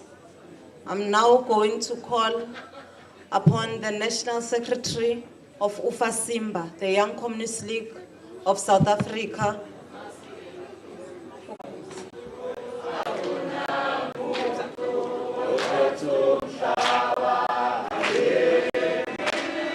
Socialism, umhlaba wonke izandle zabantu. Una ngokusetyenzelwanga, hayi bayesaba saba mabhutshwa bonyewa osebevuna vuna ngokusetyenzelwa sithini socialism wonke esandleni sabantu akuna muntu ozophatha umhlaba mandla ngawethu. Forward to socialism, forward. Down with capitalism, down. Long live the South African Democratic Teachers Union, long live. Forward to the South African Democratic Teachers Union, long live the progressive youth. The person of the session, team of the student chapter, and greetings to you, comrades, our alliance partners, the Congress of South African Students, present here. We wish to, from the outset, declare that we were really delighted to partake. In this first national Imbizo to give a message of support, having reached this milestone. You are indeed the ones we've been waiting for in the context of reviving the Progressive Youth Alliance, in reviving the student working education front, which is important for us. Is progressive only to the extent of its impact on driving the agenda. Young people play a meaningful role in ensuring that we usher the change that we want. So it's indeed history, comrade coordinator. We are fighting for the right to self-determination in the education sphere, as in all other spheres. So, close quote. So it is in was saying, yes. So it is an ideological training is a progressive unions to ensure that there is a transition from education space, post-schooling space, and as well as a working place. Coming behind the banner will not happen automatically. We've got to champion the interest of our members the same way SATU does it. As the student chapter itself, the Progressive Trade Union has about 260.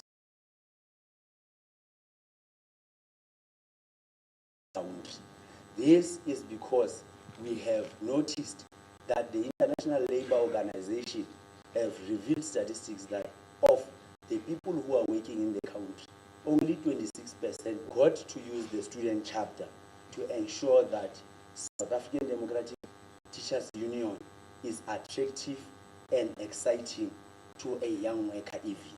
The student chapter working within the program, they are going to the practice, but some don't. Our voice to say to Department of Higher Education, together with the Department of Basic Education, find means and ways to finance this process, because it is that is universal countrywide.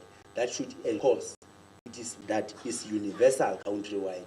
That should ensure, because it cannot be correct. In fact, we must even broaden this discussion to say every work integrated learning engagement in all academic disciplines is ought to be taken as an internship, and therefore there ought to be some honoraria to that effect in order to do two things: alleviate our poverty and, among other things, and enable us to really get to the working space.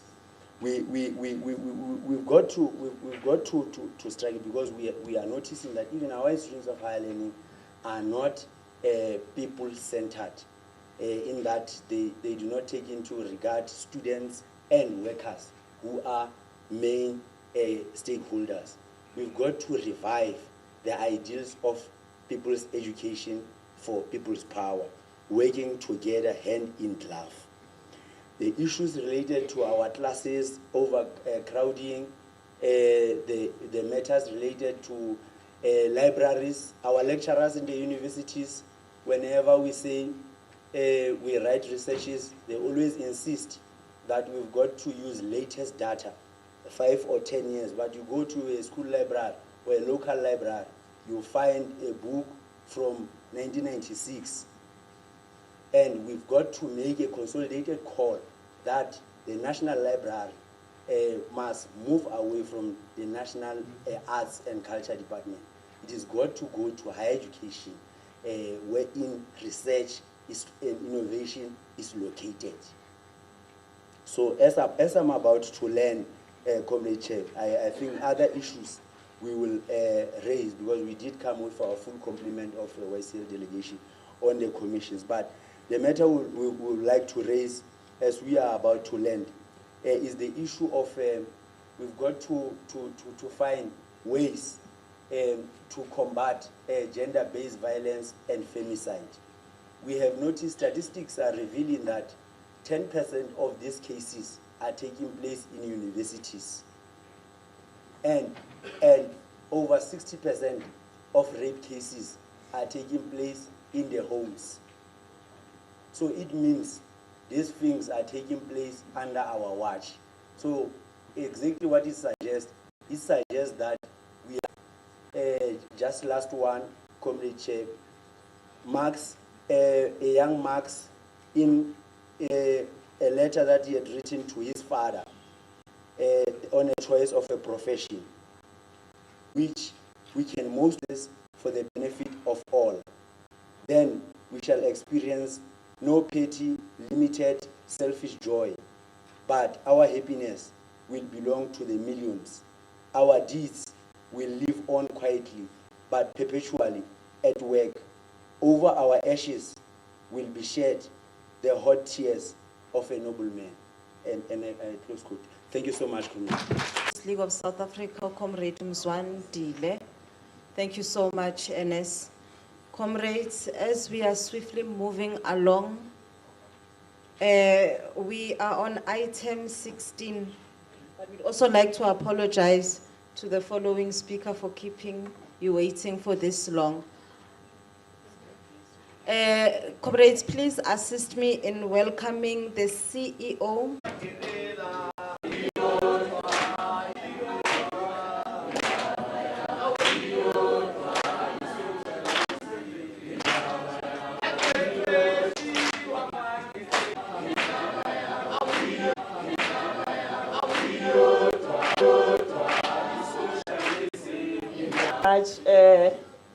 The national leaders of student chapter and SATU. And let me just start by greeting the president of SATU, all the NEC members that are here, the fellow guests are by virtue of being in the teaching profession members of SACE. And having said that, let me also send warm greetings from the home of the teaching profession. SACE undoubtedly is a home of the teaching profession, and therefore, the minister has said it in the morning, we are a mother of all professions. And therefore, if we are, and no one else, and we said last year when we were celebrating World Teachers Day, transformation begins with teachers, because teachers are at the epicenter of learning outcomes and also transformation as a whole. One of the things that government is doing, in terms of, Comrade Soviet would know, the sixth administration priority number 1 is about making sure that we build a capable and ethical state. And that cannot happen if education is not doing that. And therefore, from a professional council and professional regulatory point of view, we said we will also professionalize the teaching profession, and in doing that, across the entire continuum, starting from when I apply to say I want to be a teacher until when I retire. We will then say we are building a capable and also ethical and inclusive, as well as developmental teaching profession, schools, student teachers, as well as teachers. But we can't survive if the teaching profession is not trustworthy. We were talking about some of the challenges that we are having in our own movements, but to what an extent, and the SG, or the GS when he was addressing us earlier on, talked a lot about the issues of integrity within the movement, within the union, talked about credibility, and therefore, as says, we are reiterating the fact that we need to inspire a credible teaching profession. From day one when we say we want to get into that faculty of education, we want to get into that school of education until we retire, we need to make sure that we inspire a credible teaching profession. We can only do that if we are protecting the integrity of the profession through maintaining the ethical standards of the profession, but also the professional standards. So from initial teacher education to when we say we are being inducted in the profession, when we are admitted into the profession until such time that we leave. And therefore, our mandate comes from the SAYS Act number 31 of 2000, which is saying we need to make sure that we provide for registration, we promote continued professional development, we also set and maintain both ethical and professional standards. Now, if you can forget anything about the teaching profession, these two are your Bibles. Now and when you join the teaching profession. The professional teaching standards document, as well as the code of professional ethics, because they will make sure that you stay in the teaching profession if you adhere to those standards. But also, when I listened to the GS earlier on, emphasize the issues of the values. One of the things that we are seeing in our schools, we can agree that somehow we lost our values.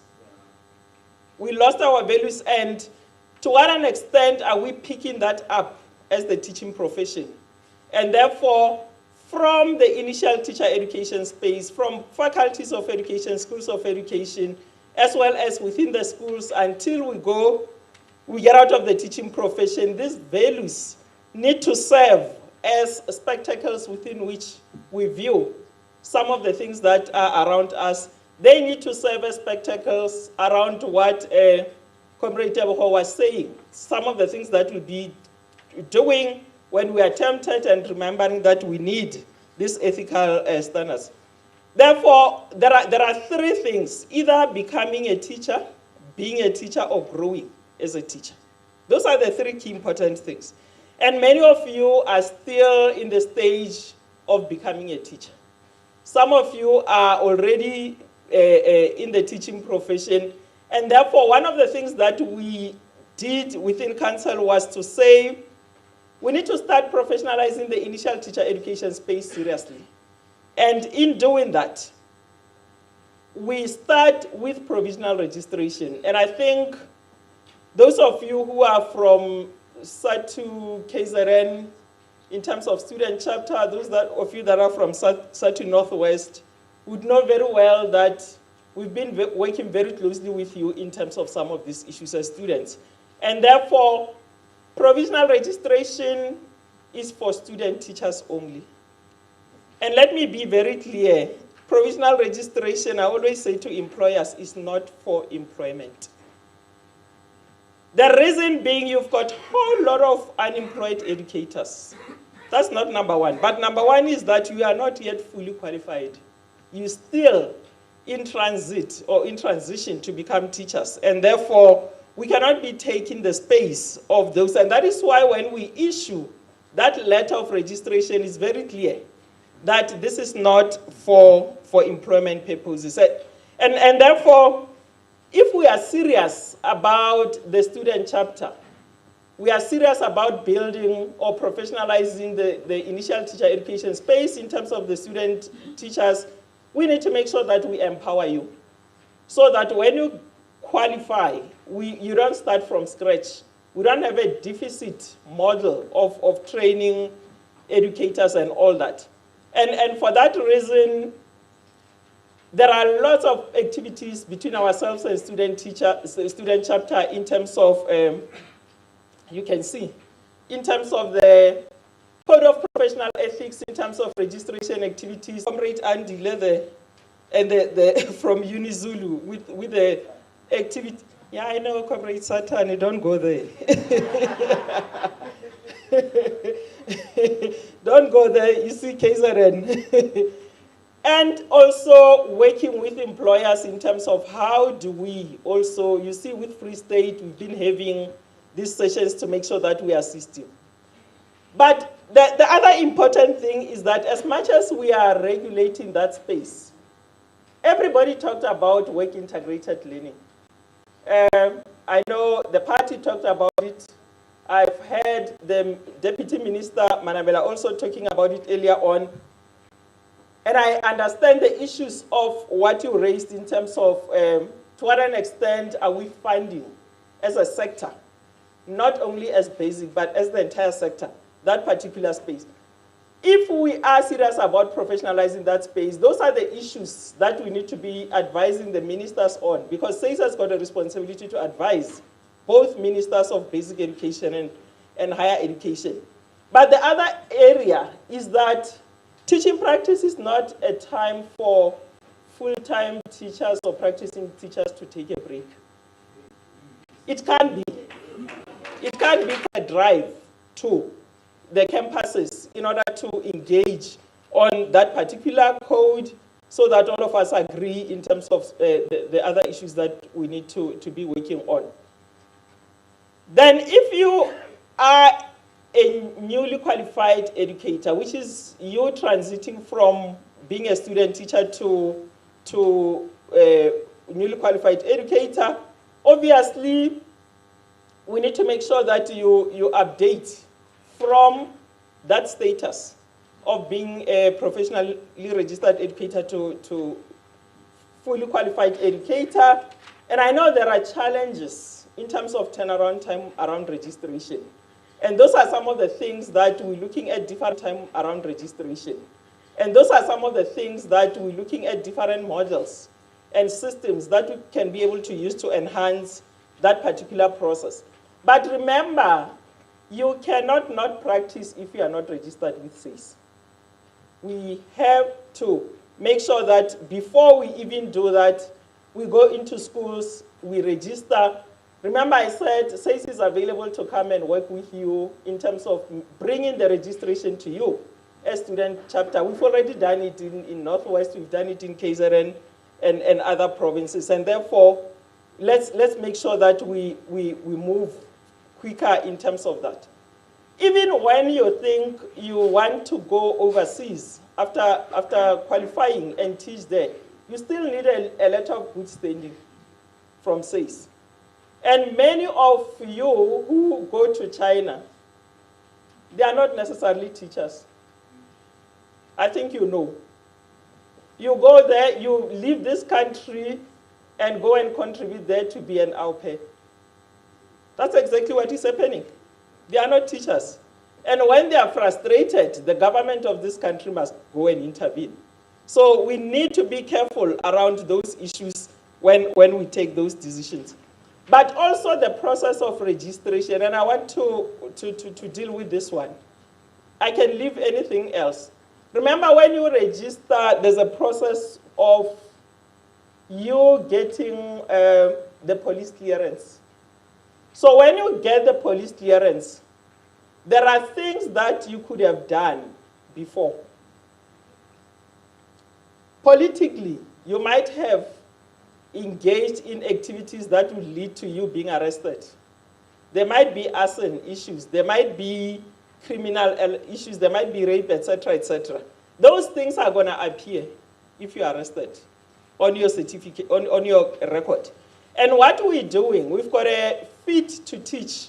Because remember, you cannot just dump a person. There must be a process of developmental and having a hearing to say the context within which those things happened. There are panels, fit to teach panels that are dealing with those kind of issues. And I know from having engaged with the Northwest, in particular student chapter, there was an issue around to what an extent can we have in those panels, because for teachers, we have teachers.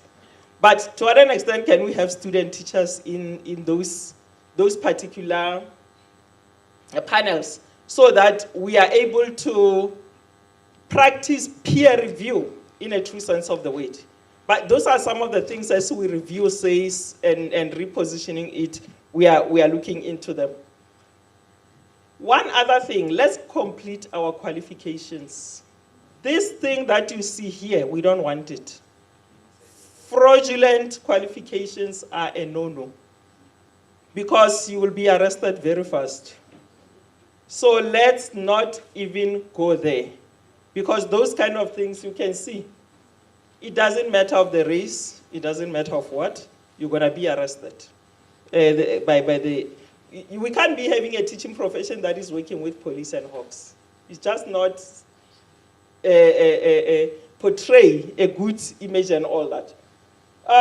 Newly qualified educators currently, and I'm talking about the current situation, you graduate, we have a provisional registration, you go to SACE or do it online, update and become a fully registered teacher. In terms of the new proposals, and I thought earlier on I would hear more about the induction. The Department of Basic Education is working on an induction process, mandatory. So we are saying, let's have 1 year full mandatory induction process, because currently you are thrown into the deep end and not being supported accordingly. So that we use that particular induction process to lead to full registration status and certified educator status.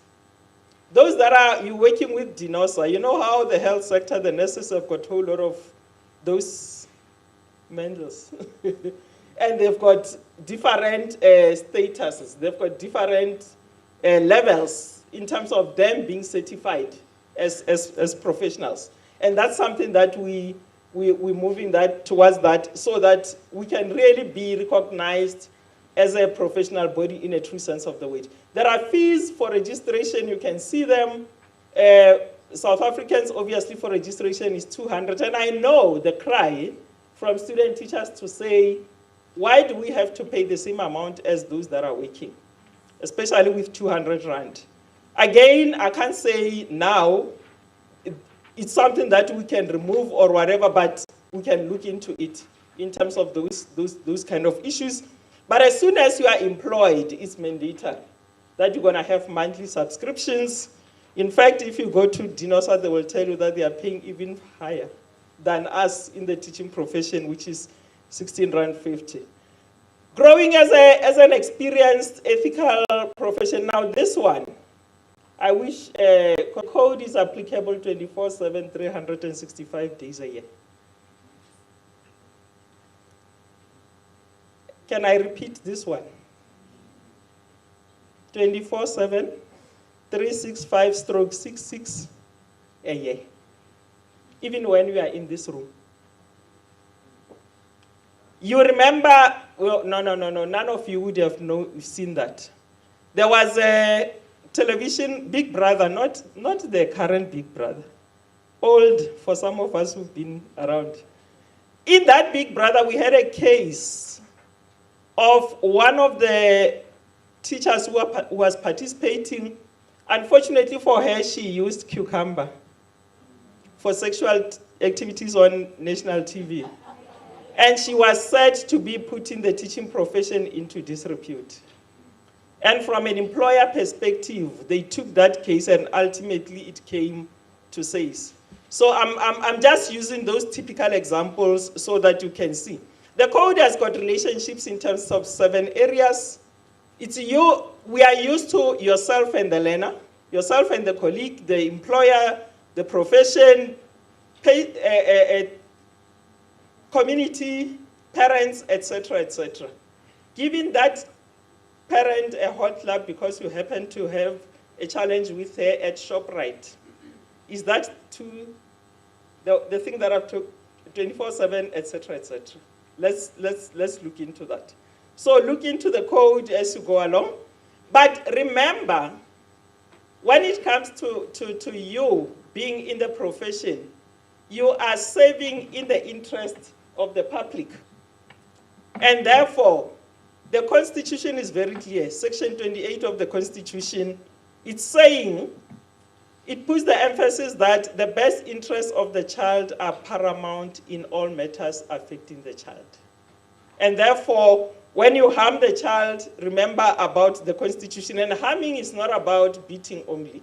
It's about sexual violence. It's about verbal violence. It's about all those kind of issues. So when you register with council, you agree and abide by the code. You are saying, I have a social contract between myself and the public, between myself and the parents and also the children, and you receive the certificate. How many of us have seen that certificate has got a pledge? That you say, I will do 1, 2, 3, 4, 5. We receive it and we put it under whatever. I don't want to say under mattress. And forget about it, but you pledged that this is what you will do within the teaching profession. Because when you transgress, then it results into this. I'm rushing because I want to make sure that I deal with some of the important. There is one enemy, number one, within the teaching profession: corporal punishment, physical assault. You're going to find them, they're more or less the same age as you in classrooms. When you're frustrated, don't resort to this.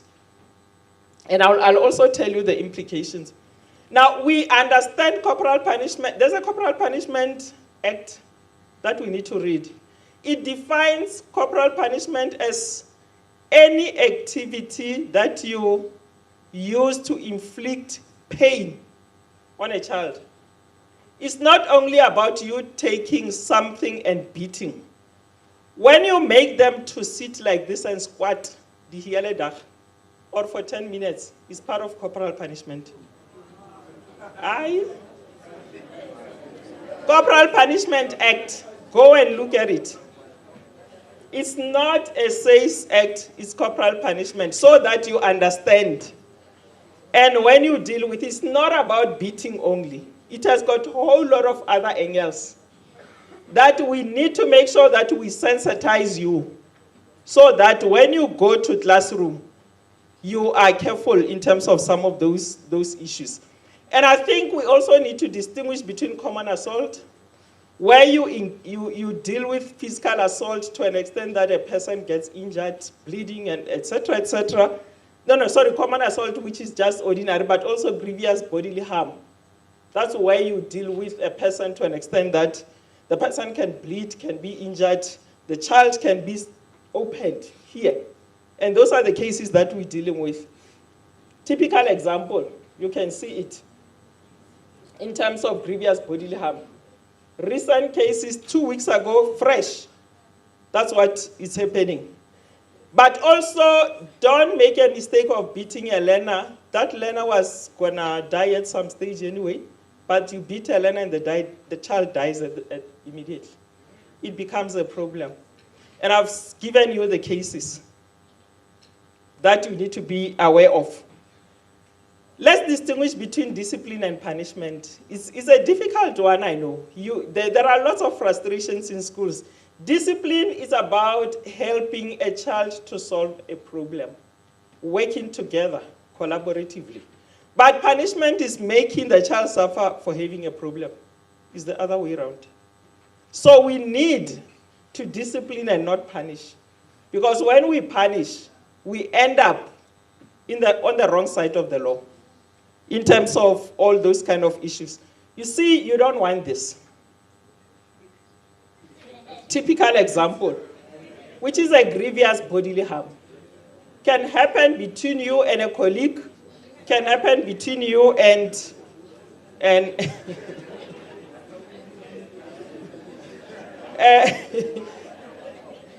okay. When you apply corporal punishment in terms of common assault, you're likely to get a caution, a reprimand, or a fine for 1 month's salary, or struck off for a certain period, however that struck off becomes suspended. Let me clear this one, because that's where we also have a problem. If the struck off is suspended for a period of 5 years or 2, it means within that period you can't have another misconduct of similar nature. Because the minute you go back, that particular one it comes up, it gets revoked. So that suspended doesn't mean it's holiday, therefore I can continue with business as usual, because many of us interpret it that way. But it's even more dangerous because it's restricting you to say nothing can happen within this period. Obviously, the grievous bodily harm, 99% chances, it's a straightforward, if you are guilty, struck off from the register. But also remember, if you injure a child, the family or the parents or the interest body litigate the department as an employer. What will happen if the departments get sued 5 million, for example? They will pay the child. But when you retire, the vicarious liability comes to you in terms of your pension. Clear, ne? Unfortunately, I don't have time. I'm rushing before they chase me out of the stage. But I also want to, especially on this one, sensitize you that we've been taken to court as says because of corporal punishment. The Section 27 and others, they think we are too lenient on teachers. And therefore, the case went to High Court. They appealed. It's at the Supreme Court of Appeal. If we don't win it, and it even goes to Constitutional Court, we don't win it, chances, underline, we are likely to have every corporal punishment in this country as struck off. Thank you. You see, teachers, they finish the sentence. As struck off. And we don't want to get to that period or that era. So let's make sure that we really deal with that issue. Make sure that you don't use children in dangerous areas to do your chores or to do things for you. This principal who, Comrade P.S. Eastern Cape, your person, your people, who took the young boy to say, get into pit latrine toilet and take my cell. How cruel can that be? Because that child gets into the feces and whatever, taking out the phone. Those are the real things that are happening in schools. And I'm saying that principal, listen to the ripple effect, was suspended from the department, dismissed, but also taken to courts, criminal justice system. If you are dismissed by the department, there's another act, Employment of Educators Act, which says you are deemed to have resigned. Because you are dismissed, what's the point? You no longer have a license and all that. So let's also look into that. That money they give to children is not yours. We are likely to say, let me borrow myself this petty cash, etc., and then I will reimburse it. But there's also another trend of teachers stealing, and I'm going to put it as stealing, RDP houses for children. Offense. Yes. As well as, that is why the Hawks are working on this one as well. RDP houses as well as SASA. let's be careful. Remember, the systems are connected. So if we are not careful, you're going to find yourselves wanting when it comes to that particular fruit. School nutrition is for learners.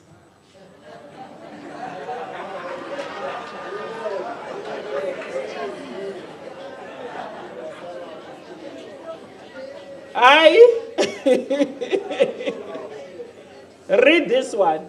You can't be giving that to your kids when it's meant for our children who are struggling with food.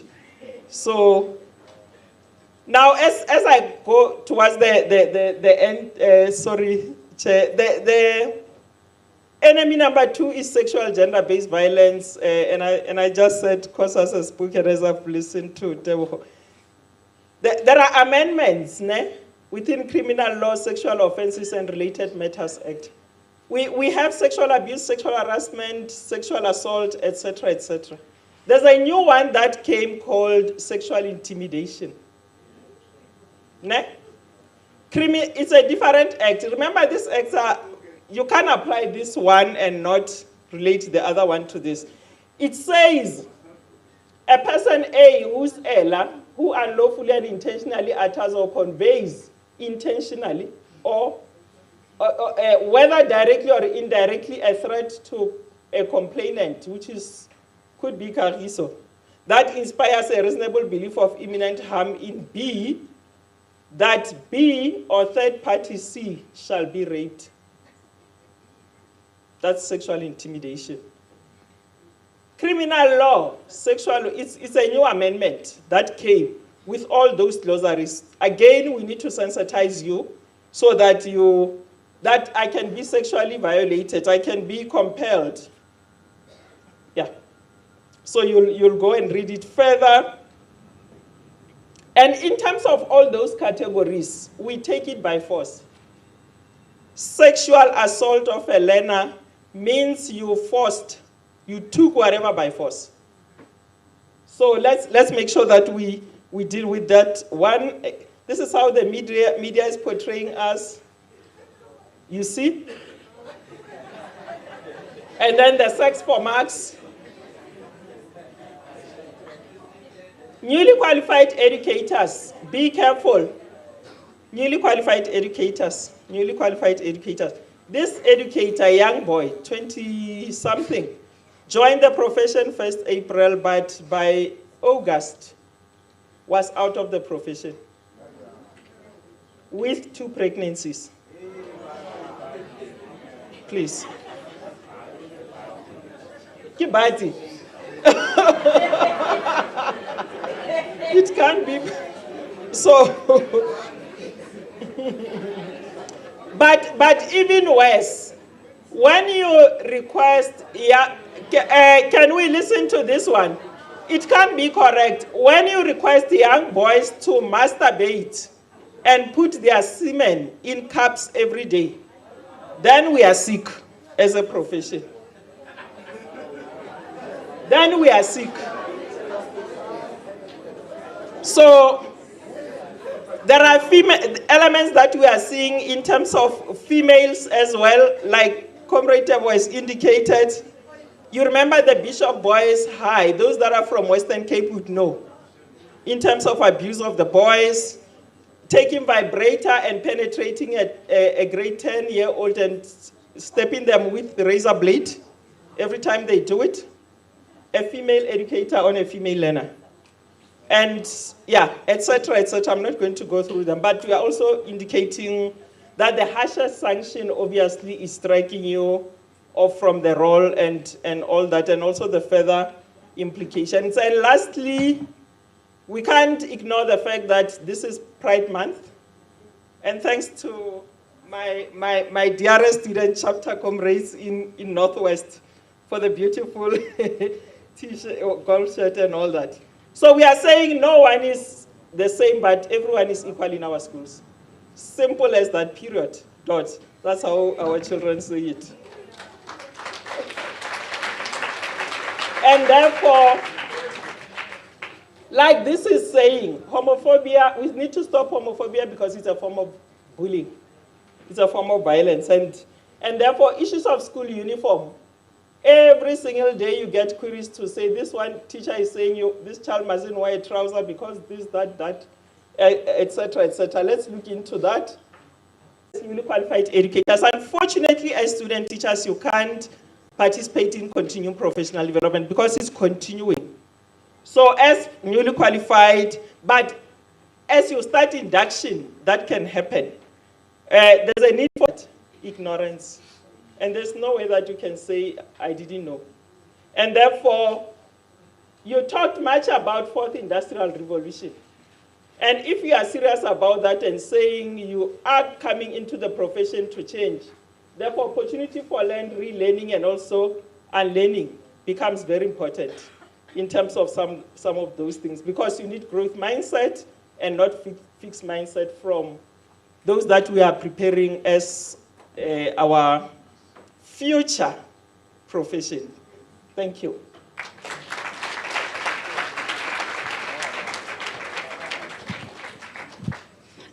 Thank you, Comrade Ellen, for that insightful presentation. You think you know until something happens. Comrades, let's be careful and avoid instances that can result in us being struck from the role. I'm going to ask comrades of Edgewood to give us one revolutionary slogan, then I'm going to open for a set of hands for any clarity-seeking questions for Comrade Ella. But for now, can we just have comrades of Edgewood to assist us with the revolutionary slogan, comrades?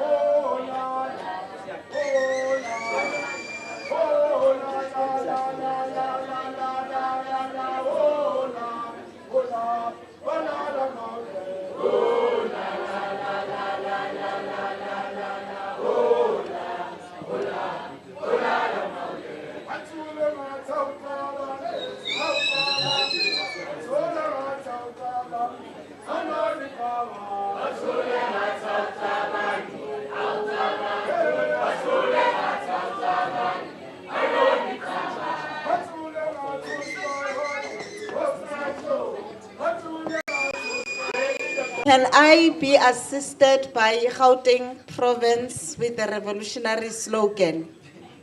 Comrades of Gauteng Province. Comrades of Gauteng. Vets, the University of Vets, Vatsasran, can we please be assisted with a revolutionary slogan there? Oh. You can't. Northwest, comrades of Northwest, could you kindly ask?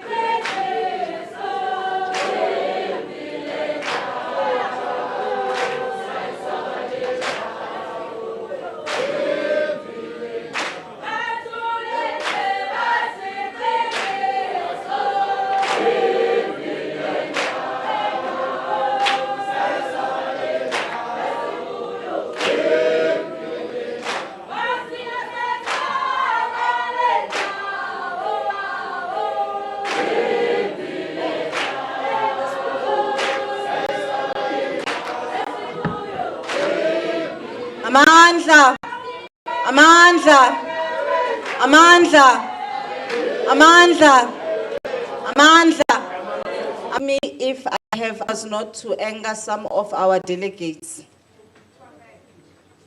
To aggrieve anybody, ne? We are now going to move to the, I said that we would open for a round of hands, ne? But I'm going to suspend it for now. What we'll do is to allow the next item, which is item 17 from ELRC, the senior manager, Mr. Matlose Muela. Then what we will do is to take a round of hands jointly, because some of the issues that Comrade Ella has spoken of are very similar to what Ubab Matlose will also be speaking on. Amandla. Comrades, I think we are doing what we had not agreed upon. Comrades of UFS, where's your delegation? Comrades behind you, which institution are you from, comrades? Behind UFS? Sorry? Univen. Oh, I see there are other two comrades that are not in or they are coming in. Comrades from TUT. Comrades, we must indicate that we have been noting this tendency of yours. We have been noting this tendency of yours, comrades. Seemingly you did not come here for the national Imbizo. You have came here for another project which we do not know, but not for the national Imbizo. But we'll be taking this matter up with your national coordinator. Comrades, we are building an organization here. If you are thinking you're going to take us for granted, we are not going to take it easy on you. Probably one thing that we must be reminded of is that all of us here have been appointed. And you know what that means. Comrades, can you please call your delegation to come in? Because one problem that we are going to have, speakers are coming in to present here. The next thing you'll be asking questions on things that have been already presented on because you were outside, you were not participating in plenary. We did indicate, comrades, we are here for the national Imbizo. It cannot be that now we have got seats that are empty and there is no justification as to why. If you know that some of your delegates are not here, can you please call them in? Can you please call your delegation to come in, comrades? We still have got another session tomorrow. If you are going to give us problems, we can simply book transport that you go back tomorrow and not even participate in the proceedings that are tomorrow. Comrades, as we are here to build an organization, and we must not behave in that way, as if there is anyone that we want to please. But comrades of TUT, ever since we have started, if we can ask you where is Comrade Nick, you are not going to tell us. There are other two comrades that were there, even the convener. He has not been there in plenary ever since we started. And it's a question, what is it that you are doing to us? But it's fine, we are noting your conduct and we are going to deal with it. We are going to deal with it thoroughly. Comrades, can you please call your delegates to come in?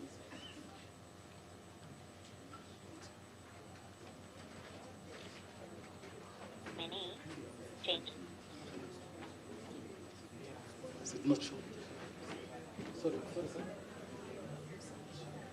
Okay. Thank you very much, the program director, for allowing us this opportunity as the Education Labor Relations Council, the ELRC, to come and participate in this first initiative of its kind in the Republic by SADU student chapter. I must say, okay, also thank you for allowing me the chance to pass my greetings to the leadership of SADU, who have always shown how progressive they are in this sector, considering a number of things that I will allude to, some of them here. As I said, this is also one of its kind, this initiative that we are here for. And in fact, we have, as the ELRC, we have been yearning to go to different institutions of higher learning so that we can share some of the programs that the ELRC is doing, to share those with the student teachers or the teachers to be. So I am here tasked to come and share with you the role that the ELRC is doing in the education sector. And firstly, for that, we, as the ELRC, are there. We exist so that we can improve the quality of teaching and learning through labor peace. We are there to ensure that educators provide quality educational services to the country, to the learners of this country. And of course, we are mandated by the following legislations. As the first bargaining council in the public sector, as established in terms of Labor Relations Act, we are very delighted that you are here. And you must know that the ELRC is there because there are parties, SADU as the majority union, for which you are prospective members, and other combined teacher unions, in other words, collaboration of educators unions, that when they are alone separately, they cannot form a threshold, and as such, they cannot participate at the ELRC collective bargaining issues. You can see the magnitude of the organization that you are joining. So, and also the Department of Basic Education. That is the scope of the ELRC. But also, there are lecturers who are at TVET colleges, whom we also have jurisdiction to deal with their disputes when they arise. As I said, we are a creature of statutes. We are created by legislation, your Labor Relations Act, and also Employment of Educators Act. As you are an educator, you will be employed, if you are in the public school, you will be appointed in terms of this particular legislation. That is Employment of Educators Act, and that is where our jurisdiction is. In other words, we do not deal with issues where school governing bodies, educators are involved. And which is something that I personally say there is a gap in the education system when this particular kind of educators are educating our children, but they are not at the ELRC. But we cannot usurp jurisdiction at this particular time because I think we still have a long way to go in terms of dealing with that. But other mandates, the ELRC has got an ELRC constitution, which is a collective agreement. In other words, parties to the ELRC, as I alluded to, came together and agreed upon certain terms and conditions that they say, this is how we want the ELRC to be organized. It's a collective agreement, therefore it governs us. It's a law also that governs us as the ELRC. But we are also saying that we are aligned to the service delivery agreement of the Minister of Basic Education, also to the Action Plan 2024 that says towards the realization of the school 2023. Apart from that, other key legislations that we have is that of the Constitution of the Republic of South Africa, particularly Section 23, which is, we call it the labor rights. You have got the right to fair labor practices. as an educator, when you will be educators, if you are not being treated properly by your employer, you can refer a dispute to the ELRC so that the ELRC can assess whatever you are saying to see whether indeed it is correct or not. So we as enshrined in the Constitution, Section 23 is labor rights. And also Section 28 too, Ella here has spoken about that, to say the rights of the children are so paramount, such that if we put on a scale your rights and that of the learner, you'll find that they weigh heavily on you as an educator. So I'm still going to talk about a few things that you really see that indeed the rights of the children are so paramount. So the best interest of the child is so key, such that when you compare it with that of a parent, you as a parent, because you act in logos parentis, therefore, that right is weighing heavily on you. Of course, 29.1, the rights to basic education, of course, to also further education. You have got that right as the children and also you for your further education.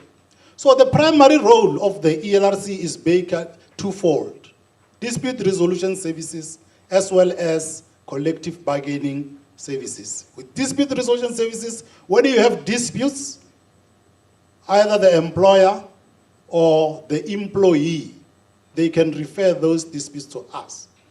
These days, employers also refer disputes to the ELRC, and you see what I mean by that.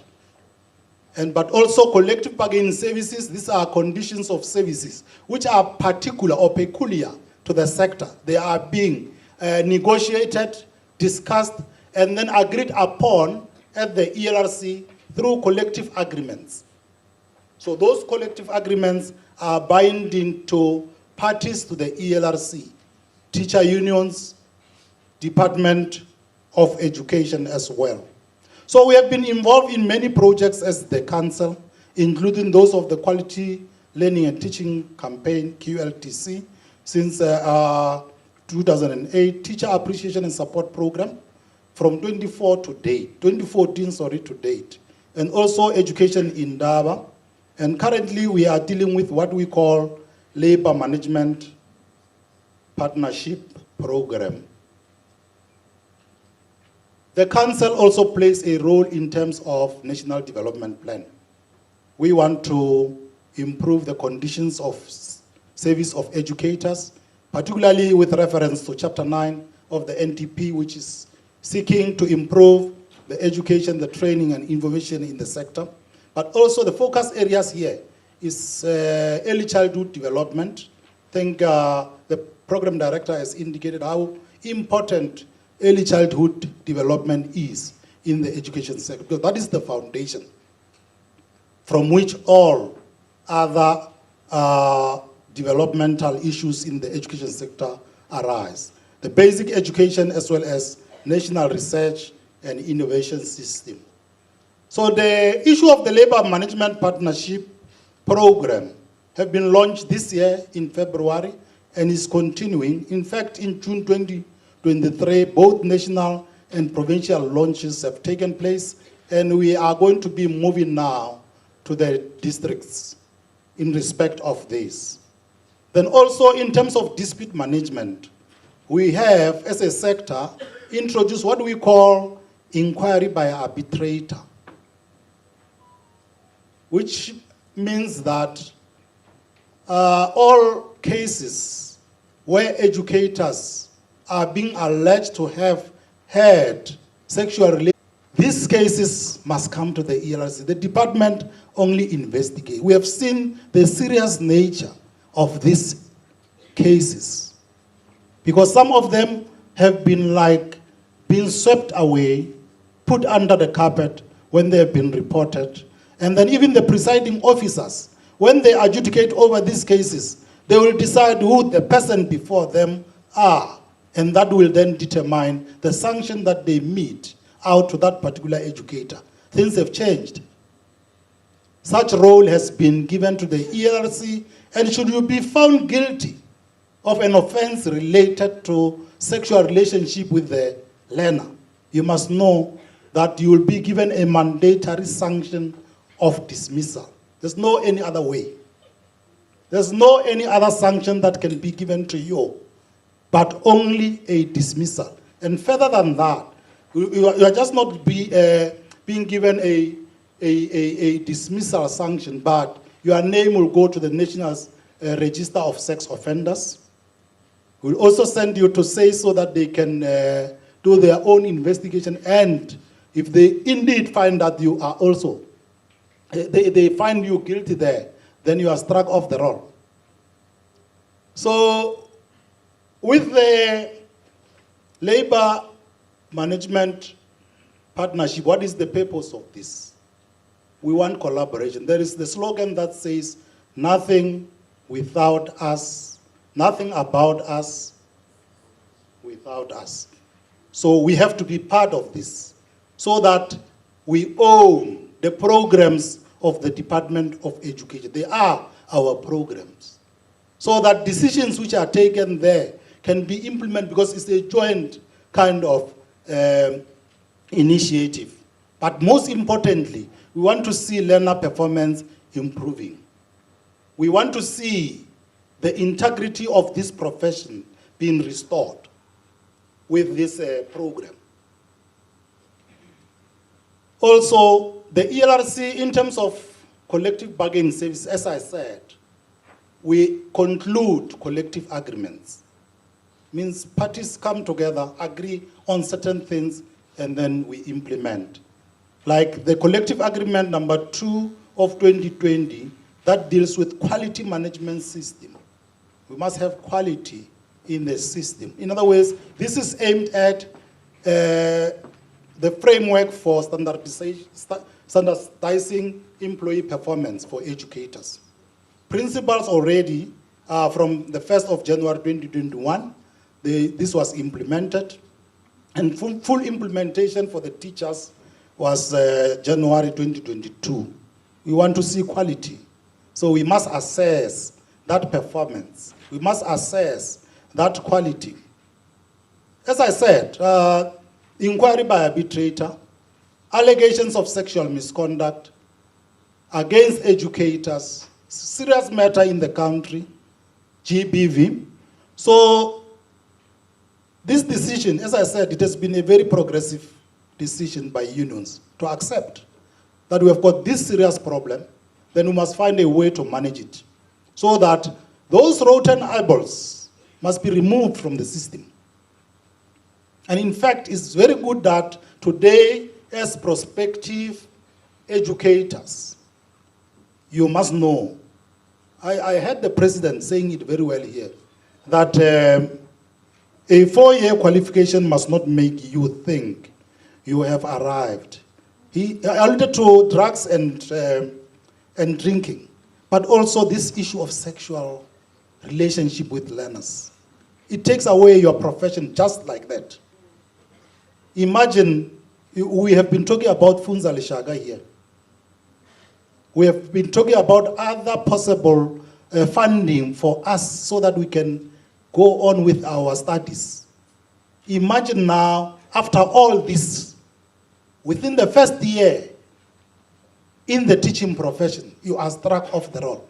In fact, the implications there are very huge, such that should the commissioner find that you are guilty for sexual offense or a related matter, you must be declared not to be fit to work with children. You know what that means? It means you must not even open a spaza shop for learners or children to come and buy some sweets there, because you are just a risk. You are a danger to the society. So it's very serious. And we issued about 56 arbitration awards for this kind of cases. And out of those 56, 41 of the educators were found guilty. From 1 April 2022, that is a financial year, 41 of the educators were found guilty of sexual. No, it's not just a chorus we are singing. we are seeing these things. We are seeing educators being struck off the roll because they were found guilty for having sexual relationship with learners. And this is the statistics. And the number of cases that we get are increasing in numbers, in volumes. So educators are being dismissed, and these awards are published. You go to the ELRC website, you'll find that even a mere text, or we call it sexting, to a learner, because some people take what we call the phones from the children. They exchange phones with children and write them messages, propose love to the children. These are the real things. So when you are found guilty, you must know that you will say goodbye to this teaching profession, this noble profession. Of course, the question which arises often is it girls or boys, or is it both? And indeed, Mem Khalane has just confirmed it as well. That is both. So the Employment of Educators Act, Section 17 is very clear. You must not have sexual relationship with a learner. I think there is a lacuna, some kind of a gap there, because it says to a learner where you are an educator. But believe you me, if you can also go to the next school and try the same thing, you must know that you are going to be dismissed. So although the Employment of Educators Act says if you have sexual relationship with a learner in the same school, if you go to another school, you are going to be dismissed. As I said, there is a whole lot of change now. Mem Khalane has said it as well, vetting. That you are going to be vetted against this register. And then should you also, say for instance, not disclose when you apply for employment in the education sector, while you know that your name is in that register, you must know that you are going to be summarily dismissed, should they find.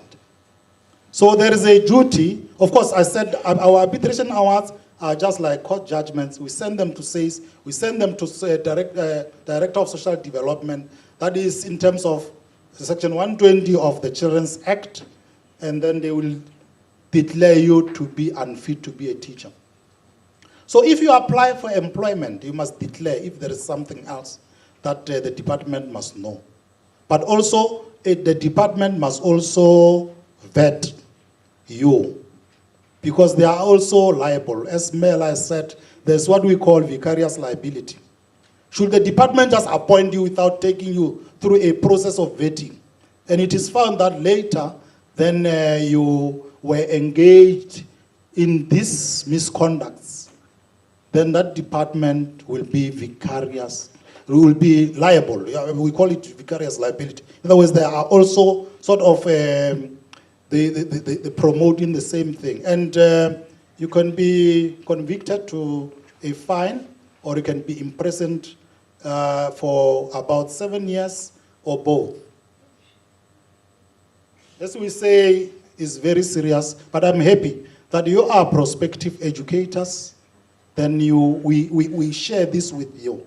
And I'm happy that SADU has taken this initiative, because, as I said, we have intentions to go and spread this gospel to any other person who, in fact, wants to be a teacher. So you are the first to get this information, but we will also be going to share this with other people who like to be educators. And for that, thank you very much for being good audience.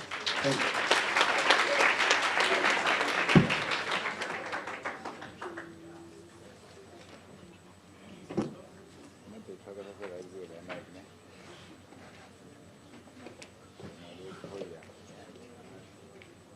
That was the Senior Manager for Dispute Services, Mr. Muela, at the ELRC. Now, comrades, I'm going to open a round of hands for any clarity-seeking questions.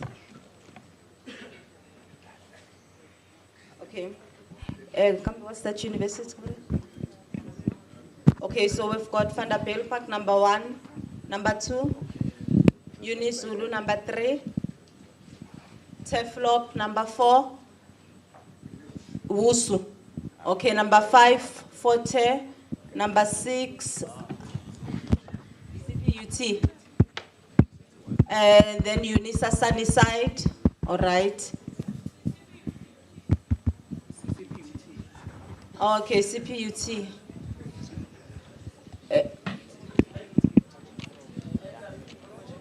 NW Potchefstroom. Is that a hand?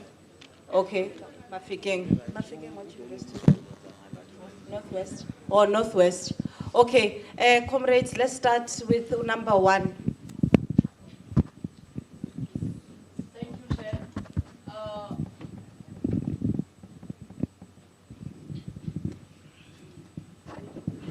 I have few points that I need clarity on. The first one, they mentioned that teaching practices are not seen as holidays for employed educators. I need clarity on this point, or is there any document or any something that we can use to defend ourselves from educators that this is what we have and this is documented that we can't teach? And then another one, is there any document for us that is documented that we can use to defend ourselves against principals, our mentor teachers, and the SMT and departmental heads in the schools who are making us teach the whole school, whereby they make a student teacher teach 5 subjects?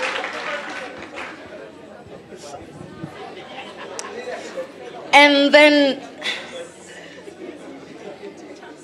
another one, I need clarity on this one. It's like being a teacher in South Africa it's dangerous profession as like being a police officer, because how should we discipline these learners? Because they just presented that if you are sending a learner home because they are misbehaving, you are denying them their right to basic education. So how should we discipline them? I need clarity on that one. Can you please give us something to show that how should we discipline these learners? And then I think I will say the last one, and then others, the comrades, will say them. How, as student teachers and educators in the workplace, these learners are killing teachers. And student teachers, as you can see my size and those learners at school, some are my age and some are older than me. They will tell me, Uri, hey, when you will never tell me anything. So, what is it that protects us as student teachers, and what is it that protects educators? Or says only talks of learner and educator and parents. What is it that protects student teachers and teachers from students and their parents? Because these parents, they come to school to fight the teachers. What is the document that protects us against them? That you as the learner, you must not do this and this and this against the teacher. You as the parent, you must not do this and this and this and this against the teacher. This year, in my hometown, in Limpopo, there's this principal in the school, maybe you know the case. The principal of the Heu Primary School was kidnapped by parents in the office. So, what document protects us against them? I rest my case.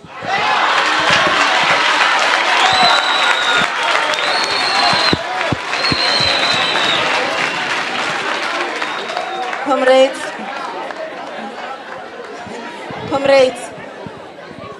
can I call for order? Can we please restore order? Thanks very much for that, comrade. Can the second speaker? Okay, yes, comrade. Thank you very much, Chair. My name is Mlungisi Mtsembu from Unizulu. I have a clarity-seeking question on 3 points, but the third one is covered by my comrade here from Venda. Based on what? Oh, I'm sorry. Of which is a discipline point, cause I think this is a very sensitive issue, since we are expected to teach learners and to improve the performance of the school in a school. Because if a learner is not doing well, we are the one who's supposed to account. While the learners, they are doing the opposite, of which is not respecting us as their teachers. Okay. The second point was that Ma'am Ella said, I will start apologizing, because I will have to say this. Ma'am Ella said, food belongs to learners in a school. But what if there is a surplus of food, like apples? Apples don't stay in a fridge or don't stay for a long. So what are we supposed to do as learners if learners say, no, we don't like apples or tomato? What are we supposed to do? We're supposed to dump that food. Okay. And then the last one, Ma'am Ella. And this one is it's a sensitive issue to us as teachers, to all of us here. When you go to in order to obtain SACE, you are expected to start with doing a policy clearance and pay for a policy clearance, and then come with the policy clearance to SACE and give you a policy clearance. And then my question is, why don't we use IDs? Because IDs detect our personal information like policy clearance do. Because the intention, I think the main intention is to check whether we have done a criminal before or not. I submit.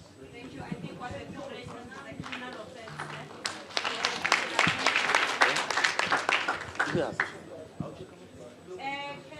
the next comrade be moved in the order in which I noted it, please?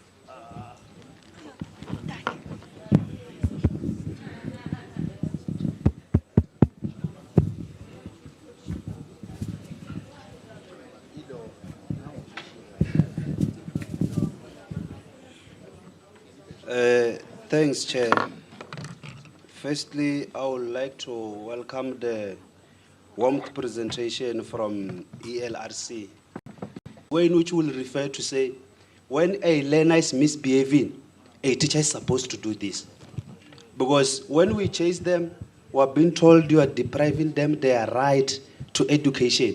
But then, when they misbehave, are they not depriving us a right to teach? So let us correct the incorrect corrections made by the ANC when they were communicating Bill of Rights. They were only focusing on our right, not teaching us about the responsibilities. You know you have a right to life, but you don't know your responsibility. That is why the society is like this today. Thank you. Okay, that was the comrade from Limpopo. The next comrade that asked a question. Okay. Greetings, comrades. This is Itandile Banzana, convener of Walter Sisulu University. Now, I would like to start with SACE before I go to ELRC. I've managed to pick up from your presentation that you are a movement that seems to be well engaged with social media. Now, let me take you to one of the biggest social media platforms, Facebook, where we find teachers trending for standing in front of students with dress codes that seem to outline each and every contour carefully of their bodies. Now, I want to ask that, are there any precautions that you have taken or initiative to challenge the dress code of teachers? Because if we look at it from another end of the side, students are not the one who are attacking us all the time. We give them a reason to behave in a certain way, because if we face reality, we are teachers in schools full of adolescents, children who have just become teenagers, and obviously they will be intrigued by the way teachers dress.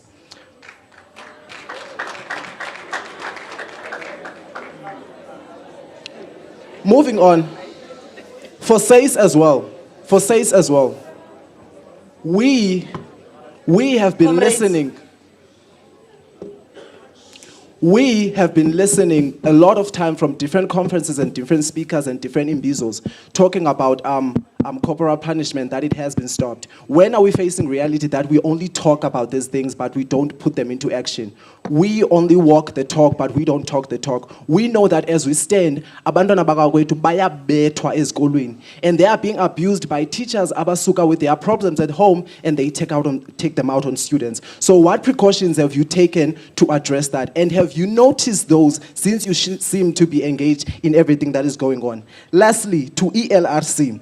We know sometimes as teachers, we slip up and abuse protection, the profession under contamination sometimes. So in a situation whereby the teacher plays the victim and asks for your defense, what precautions do you take in solving a problem and defending someone, putting first the needs of education, not the wants and the interest of your member under your movement? Thank you. Thanks very much. Can we move to the next question? Can we kindly move to the next question? Okay. Greetings to the House at large. I think most of the clarities that I wanted to ask on are covered, but I would like to share scenarios that I've encountered during my experiential training. First of all, in regards to the social media, I will use the first person. So there's this child at school who comes twice a week at school, and when I ask the child, he tells me that his aunt locks him not to go to school, and then he comes to school and with bruises. Ne? And then I go to the principal. I report this matter. The principal says, I'm new to this school. Ne? And then the principal says to me, if you still love your life, you want to live your life, then you better not do anything about this. And then I, as a teacher, post about this anonymously and tag the right people on social media. You said at first, we are not allowed to post children on social media. Also, my question is, am I still, regarding to this scenario, am I still protected, or will the SACE protect me? And then another clarity. Fuck, I'm so scared.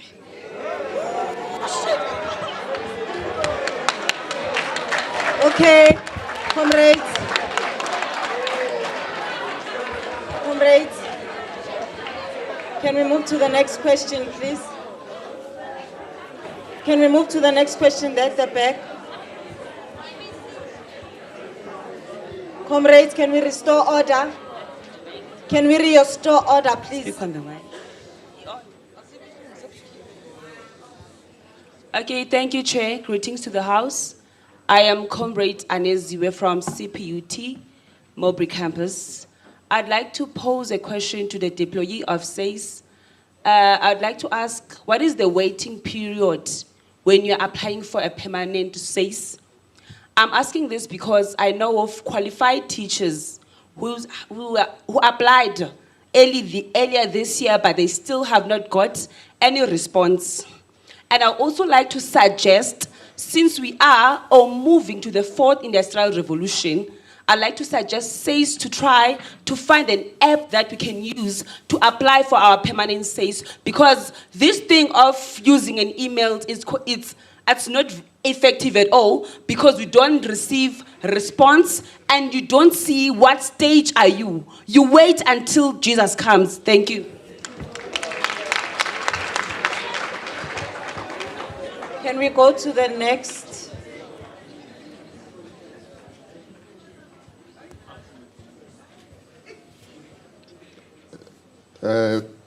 Receive my greetings, comrades. These questions goes to SACE Meela. So these are technical issues in essence. You have the Presidential Youth Employment Initiative that was meant to provide job opportunities to unemployed youth. Now this has filtered to the education sector. We have these unemployed youth that are now teaching. They were meant to assist teachers generally, but we now have them teaching. What is then the role of SACE in this instance? And do they consider the professional teaching standards and the code of professional ethics? Question number 1. We understand, number 2, brother, we understand SACE to be a teacher educator professional body. How do you encourage the Department of Basic Education to create a professional environment for teachers? Because we want the outcome to be a professionalized teacher that is teaching in an environment that is not professional. So they do not have the relevant resources to ensure that the outcome is professional. And they are held accountable for instances that are beyond their control. Number 3, so as to conclude, how do we then address the disconnect between the theoretical imperatives, that being policy, and the realities that are faced by stakeholders, mainly teachers in this instance? Thank you very much. Thank you, comrade. And I think the last question was the comrade here in front. Oh, we've got 2 more comrades.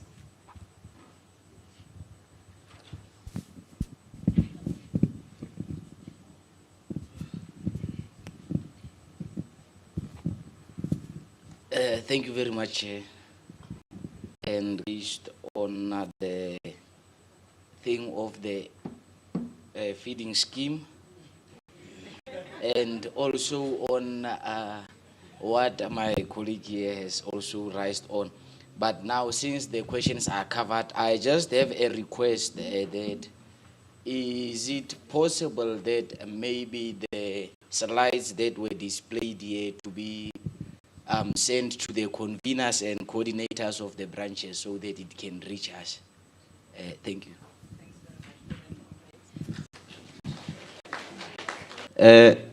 I must raise my hand, but were asked in those previous sessions, and if there was a possibility, I would ascend to the podium that had just ascended the podium to say, we acknowledge all the efforts, and wow, Elena is adding the monster to the table, because it's always about disciplining teachers.